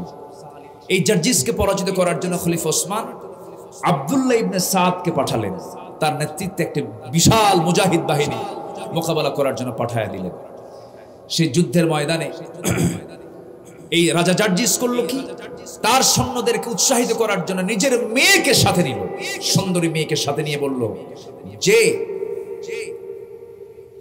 মুসলমানদের লিডার আব্দুল্লাহ বিন সাদকে দুনিয়া থেকে বিদায় করতে পারবে, তার সাথে আমার দুহিতা, আমার কন্যার বিয়ে দেব। এই জাতীয় প্রস্তাব দিয়ে ফেলল। প্রস্তাব যখন দিল, সে সময় এই দিকে একজন সাহাবী ছিলেন জুবাইর রাদিয়াল্লাহু তাআলা। আব্দুল্লাহ ইবনে সাদকে পরামর্শ দিলেন, তুমি এখন ঘোষণা দাও যে মুসলমান রাজা জার্জিসের মাথা ছিন্ন করে ছিন্ন মস্তক আমার সামনে হাজির করবে, সেই মুজাহিদের সাথে রাজা জার্জিসের দুহিতা কন্যার আমি বিয়ে দিয়ে দেব। দুই দিকে দুই লোভনীয় অফার দেওয়া হলো। যুদ্ধ শুরু হলো। সেই যুদ্ধে মুসলমানদের বিজয় হয়ে গেছে। যেরকম আলহামদুলিল্লাহ। আমি প্রেক্ষাপটটা কেন আসলো দেখেন। যখন বিজয় হয়ে গেল, রাজা জার্জিসের ছিন্নমস্তক মুসলমান শাসকের, মুসলমান সেনাপতির সামনে যখন হাজির করা হলো, এবার আব্দুল্লাহ বিন সাদ বললেন, কে এই রাজা জার্জিসকে হত্যা করেছে সে আমার কাছে চলে আসো, কারণ রাজা জার্জিসের দুহিতাকে, কন্যাকে আমরা অ্যারেস্ট করে, গ্রেফতার করে আমরা নিয়ে এসেছি, তার সঙ্গে তার বিয়ে দিয়ে দেব, নিয়ে যাবে তাকে। কিন্তু আসে না। রাজা জার্জিসের হত্যাকারী সেই মুজাহিদ, কেউ পরিচয় দিচ্ছে না, কোনো পরিচয় পাওয়া যাচ্ছে না। কিন্তু রাজা জার্জিসের যে কন্যা, এই কন্যা ওই লোকটাকে চিনতে পেরেছে, সামনেই বসে আছে কিন্তু পরিচয় দেয় না। সেই লোকটা হচ্ছেন, সেই মুজাহিদ হচ্ছেন জুবাইর রাদিয়াল্লাহু তাআলা নিজে, সামনে দাঁড়ায় আছেন। এবার মহিলা বলতেছে, পরিচয় দিচ্ছে না ঠিক, কিন্তু আমি তো তাকে চিনি। কে? এই যে এই লোকটা জুবাইর, এই লোকটা আমার বাবাকে হত্যা করেছে। সঙ্গে সঙ্গে আব্দুল্লাহ ইবনে সাদ বললেন, কেন আপনি পরিচয়টা গোপন করলেন? সঙ্গে সঙ্গে সাহাবী বলছেন, আল্লাহর কসম, মুসলমানরা আল্লাহর পথে জিহাদ করতে যায় কোনো নারীকে পাওয়ার জন্য নয়, দুনিয়ার কোনো অর্থকে পাওয়ার জন্য নয়, জান্নাত পাওয়ার জন্য। জোরে কোন সুবহানাল্লাহ। চরিত্রবান হতে হবে, চরিত্রকে সুন্দর করতে হবে। আল্লাহ এই এলাকার যুবকদেরকে খালিদ বিন ওয়ালিদের চরিত্রবান হওয়ার তৌফিক দান করুন। জোরে বলি আল্লাহুম্মা আমিন। আজকে বসেছি রাসূলের জন্মের মাসে, মৃত্যুর মাসে, রবিউল আউয়াল মাসে। আমরা সিদ্ধান্ত নেব, আমরা দাড়িতে আর হাত দেব না, দাড়ি কাটবো না। জোরে বলি ইনশাআল্লাহ। এই সুন্দর সুন্দর কি বলে গোলাপি কালারের ঠোঁটকে আমরা কালো বানাবো না বিড়ি খায়া। জোরে বলি ইনশাআল্লাহ। সিদ্ধান্ত নেব, যারা বিড়ি খায় তাদের বউরা যে কেমনে থাকে তাদের সাথে আল্লাহই জানে, আমার বুঝে আসে না। এই পচা গন্ধ কেমনে যে সহ্য করে। খাবেন না। ও দেখছেন অভ্যাস হয়ে গেছে, একজন কইছে অভ্যাস হয়ে গেছে। না, এই সমস্ত নেশার সাথে যাবেন না। একটা বুড়া চাচা অনেকদিন আগে এক মাহফিলে পাশে থেকে দাঁড়ায় বলে, হুজুর আমার ওয়াজ মাথায় ঢুকতেছে না। কেন? হুজুর টান দিচ্ছি না বহুক্ষণ ধরে। বুঝলেন? চিন্তা করেন কি নেশা, কি নেশা। আল্লাহ তাআলা সকল নেশা থেকে আমাদেরকে হেফাজত করুন। জোরে বলি আমিন। জান্নাতের নেশা যখন চলে আসবে তখন সব নেশা মাইনাস হয়ে যাবে। আল্লাহ তাআলা সকল বদ নেশা থেকে বাঁচান। তাহলে রসুল বিড়ি খান না, আমি খাবো না। রসুল দাড়ি রেখেছেন, আমি দাড়িওয়ালা হব। আমরা 5 ওয়াক্ত নামাজ পড়বো। রাজি আছি তো সবাই? 5 ওয়াক্ত নামাজ পড়বেন কারা কারা? একটু হাত তুলে দেখেন তো দেখি। জোরে বলি ইয়া আল্লাহ। আর জোরে বলি ইয়া আল্লাহ। আমাদেরকে 5 ওয়াক্ত সালাত আদায় করার তৌফিক তুমি আল্লাহ দিয়া দাও। জোরে বলি আমিন। আরো জোরে আমিন, আরো জোরে আমিন। এই মাহফিল যারা পরিচালনা করছেন, যুব কল্যাণ পরিষদ, যুব কল্যাণ কমিটি যারা আছেন, নামাজ পড়ে কিনা জানি না, আমার বিশ্বাস তারা নামাজ পড়ে। কই আছে তো নাকি? নামাজ শুক্রবারে, হ্যাঁ শুক্রবারে 5 ওয়াক্ত। আচ্ছা ভাই, 5 ওয়াক্ত নামাজ পড়তে হবে। মাহফিল করলেন, নামাজ থাকলো না, তাহলে তো কোনো লাভ হলো না। আমরা নামাজ আর জীবনে কেউ ছেড়ে দেব না। জাহান্নামে যাওয়ার 1 নম্বর কারণ কি? নামাজ না পড়া। বলেন বলেন। মা সালাকাকুম ফি সাকার ক্বালু লাম নাকু মিনাল মুসাল্লিন। জাহান্নামে যাওয়ার 1 নম্বর কারণ হচ্ছে নামাজ না পড়া। এই যে ইউটিউবার ভাইরা আসছে, নামাজ পড়েন তো? হ্যাঁ, নামাজ পড়বেন 5 ওয়াক্ত। খালি ওয়াজ রেকর্ড করলে হবে না, 5 ওয়াক্ত নামাজ আমরা পড়বো। জোরে বলি ইনশাআল্লাহ। নিজের বউকে কাউকে দেখাবো না। নিজের বউ নিজের সম্পদ। নিজের বউ কি? নিজের সম্পদ। বউকে, এই যে আজকেই কোথা থেকে যখন আসতেছিলাম, বিয়ে হয়েছে নতুন, তো বিকেলবেলা একটা নোয়া গাড়ির সামনে 2 মেয়েটাকে এক জায়গায় করছে, ছবি তুলতেছে। ছবি তুলে তারা ফেসবুকে পোস্ট করবে। নিজের বউকে ছবি তুলে পোস্ট করে কিছু কিছু যুবক আছে, নিজের বউয়ের ছবি পাবলিক করে দিয়ে ফেসবুকে পোস্ট করে বলে, প্রিয় ভাইয়ের আসুন আমার বউটাকে জামাতের সঙ্গে দেখি। যখন নাউজুবিল্লাহ, এরকম বেকুব মার্কা, ব্যাককল বেদব মার্কা কিছু যুবক আছে না নাই? বউকে অন্যের সম্পদ। হ্যাঁ, তোমার বউ দেখে আরেকজন কবে, আহ বেশ সুন্দর রে। তো এটা হলো? বলেন তো, এটা হলো না। আপনার সম্পদ আপনি গোপন রাখবেন। যত দামি দামি সম্পদ সব পর্দার মধ্যে থাকে। যেরকম মুক্তা কিসের পেটে থাকে? বলেন বলেন বলেন। ঝিনুকের পেটে থাকে। ঝিনুক থাকে কোথায়? কোথায়? সাগরের উপরে। সাগরের একদম তলদেশে থাকে সেই ঝিনুক, আর সেই ঝিনুকের পেটে থাকে মুক্তা। যত দামি জিনিস সব পর্দার মধ্যে থাকে। এই পৃথিবীতে যত দামি সম্পদ আছে, দামি জিনিস আছে, এর মধ্যে সবচেয়ে দামি জিনিস হচ্ছে একজন পুরুষের কাছে তার হচ্ছে স্ত্রী। কেউ তো আলহামদুলিল্লাহ কইলে? হয়তো মনে মনে ভাবতেছেন, হুজুর স্ত্রীর জ্বালা কি আপনি বুঝবেন না? এটা ভাবতেছেন। কিন্তু না, জ্বালাটালা কিছুই না, আপনার আচরণ সুন্দর করেন। আম্মা জান আয়েশা বলেন, আমি উটের গোশত নিয়ে রসুলের সামনে হাজির হতাম। রসুল বলতেন, আয়েশা তুমি আগে খাও। আমি গোশতগুলো খেয়ে হাড়গুলো রেখে দিতাম, রসুল হাড়গুলো চুষু চুষু খেতেন আর মুসকে মুসকে হাসি মারতেন। এরকম ব্যবহার যদি আপনি বউয়ের সঙ্গে 3 দিন করেন, বউ কবে জীবনে আর বাপের বাড়ি যাব না। দেখছেন কি সুন্দর কইছে আল্লাহ। ভালো, আল্লাহ কবুল করুন। ভাই শোনেন, অন্যের বউ না কিন্তু নিজের বউ, এটা যেন মনে থাকে। আচ্ছা, আমার রাসূল কি ফ্রি ছিলেন দেখেন। রাসূলকে কেউ আগে সালাম দিতে পারতো না। এমনকি আম্মা জান আয়েশা বলেন, আমি রাসূলকে আগে সালাম দিতে নিলে রাসূল কখন সালাম দিতেন আমি টের পেতাম না। যে লোকটা আগে সালাম দেয় সে হচ্ছে অহংকার মুক্ত। জোরে বলি আল্লাহ, আল্লাহু আকবার। আগে সালাম দেওয়া একটা বিশাল বরকতের ব্যাপার, সবাই পারে না। কিছু কিছু লোক মোশান নিয়ে থাকে, আমার তো সালাম দিক না, আসলে এরকম আছে। এর মধ্যে একটু ফখর ফখর ভাব আছে, কিন্তু যে আগে চট করে সালাম দেবে ভাবতে হবে লোকটা ফ্রি এবং লোকটা অহংকার মুক্ত। বলি আলহামদুলিল্লাহ, আমরা আগে সালাম দেবো। জোরে বলি ইনশাআল্লাহ। আমার নবী এক সাহাবী খুব চেষ্টা করতেন রাসূলকে আগে সালাম দিতে, কিন্তু রাসূল তাকে আগে সালাম দিতেন। একদিন টেকনিক করলেন, হুজুর আজকে আপনাকে যেমন করে হোক আগে সালাম দিন। মোটা গাছ একটা পাইছেন, রাস্তার ধারে দাঁড়ায় আছেন গাছের আড়ালে। রাসূল যখন কাছাকাছি চলে আসছেন, চট করে বের হয়ে সালাম দিচ্ছেন, আসসালামু আলাইকা ইয়া রাসূলুল্লাহ। আমার নবীজি সালামের জবাব দিয়ে বলছেন, শোনো সাহাবী, এমন টেকনিক কইরা আগে সালাম দিলে কিন্তু সওয়াব পাবা না। জোরে কোন সুবহানাল্লাহ। কি চরিত্র ছিল তার, কি ফ্রি হয়ে কথা বলতেন, সবার সঙ্গে মিশতেন। ছোট্ট ছোট্ট বাচ্চারা খেলা বাদ দিয়ে নবীর সামনে এসে গল্প করত। কম কথা এটা? বিশ্বনবী শিশুরা খেলা বাদ দিয়ে রাসূলের সামনে বসে থাকে। সুবহানাল্লাহ।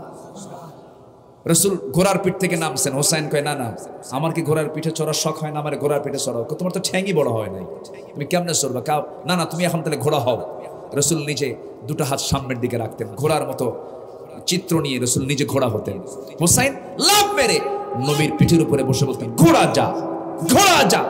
আমার রাসূল গোটা ঘর ঘোড়ার মতো দৌড়াতেন আর পিছন থেকে পিছনে থাপড়াতেন হোসাইন, আর রাসূল ঘুরতেন, বিশ্বনবী বিশ্বনবী বিশ্বনবী। আল্লাহু আকবার। চরিত্র কাকে বলে? এমন চরিত্র উপহার দিতে হবে। কিছু কিছু নানা আছে, হাসেও না কান্দেও না। নাতিরা কাছে গেলে চল চল, নাতিও মনে মনে দোয়া করে, বুড়া মরবি কোনদিন, কুলখানি খাবো। এরকম আছে না নাই?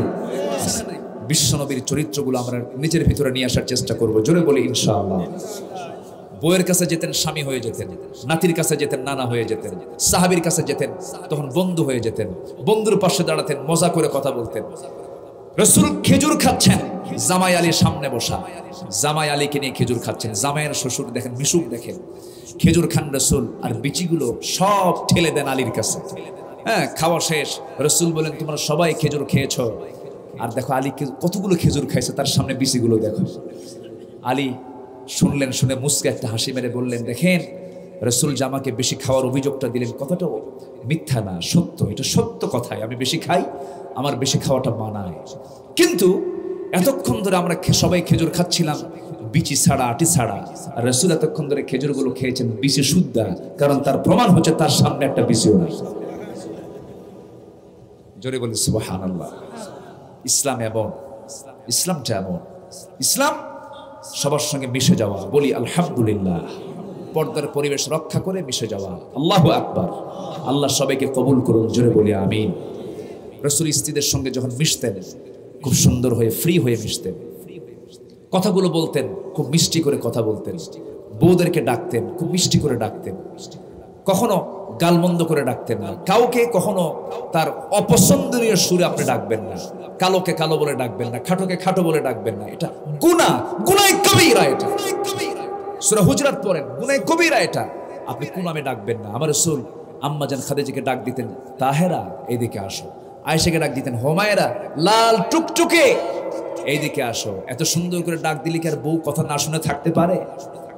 বউটা খুব রাগ করছে আপনার উপরে, আপনি রেগে যাবেন না, বলবেন, শোনো রাগ করছো কেন, কোনো সমস্যা নাই, আগামীকালকে ঢাকা যাচ্ছি এসআর পরিবহনে। এখানে এসআর পরিবহন আছে তো? আচ্ছা, এসআর পরিবহনে যাচ্ছি তো আমি ঢাকায় গিয়েই আপন জুয়েলার্স থেকে তোমার জন্য পেটা 2 ভরি স্বর্ণের চেন নিয়ে আসবো, ইসলামপুর থেকে তোমার জন্য জামদানের শাড়ি নিয়ে আসবো, এবং চকবাজার থেকে একজোড়া একদম পিওর খাঁটি চামড়ার একজোড়া জুতা নিয়ে আসবো। দেখবেন বইয়ের মন ফ্রেশ, কিচ্ছু দিবেন না, পড়ে গুনাহ হবে না।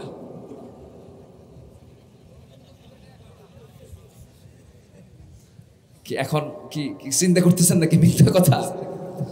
এটা হঠাৎ মঠাৎ বইয়ের ক্ষেত্রে প্রযোজ্য আছে, তবে এটা ঘন ঘন দেওয়া যাবে না। এটা হচ্ছে অ্যান্টিবায়োটিক। হায়ার অ্যান্টিবায়োটিক জীবনে 2-1 বার হতে পারে, কিন্তু বেশি দিলে কাজ হবে না।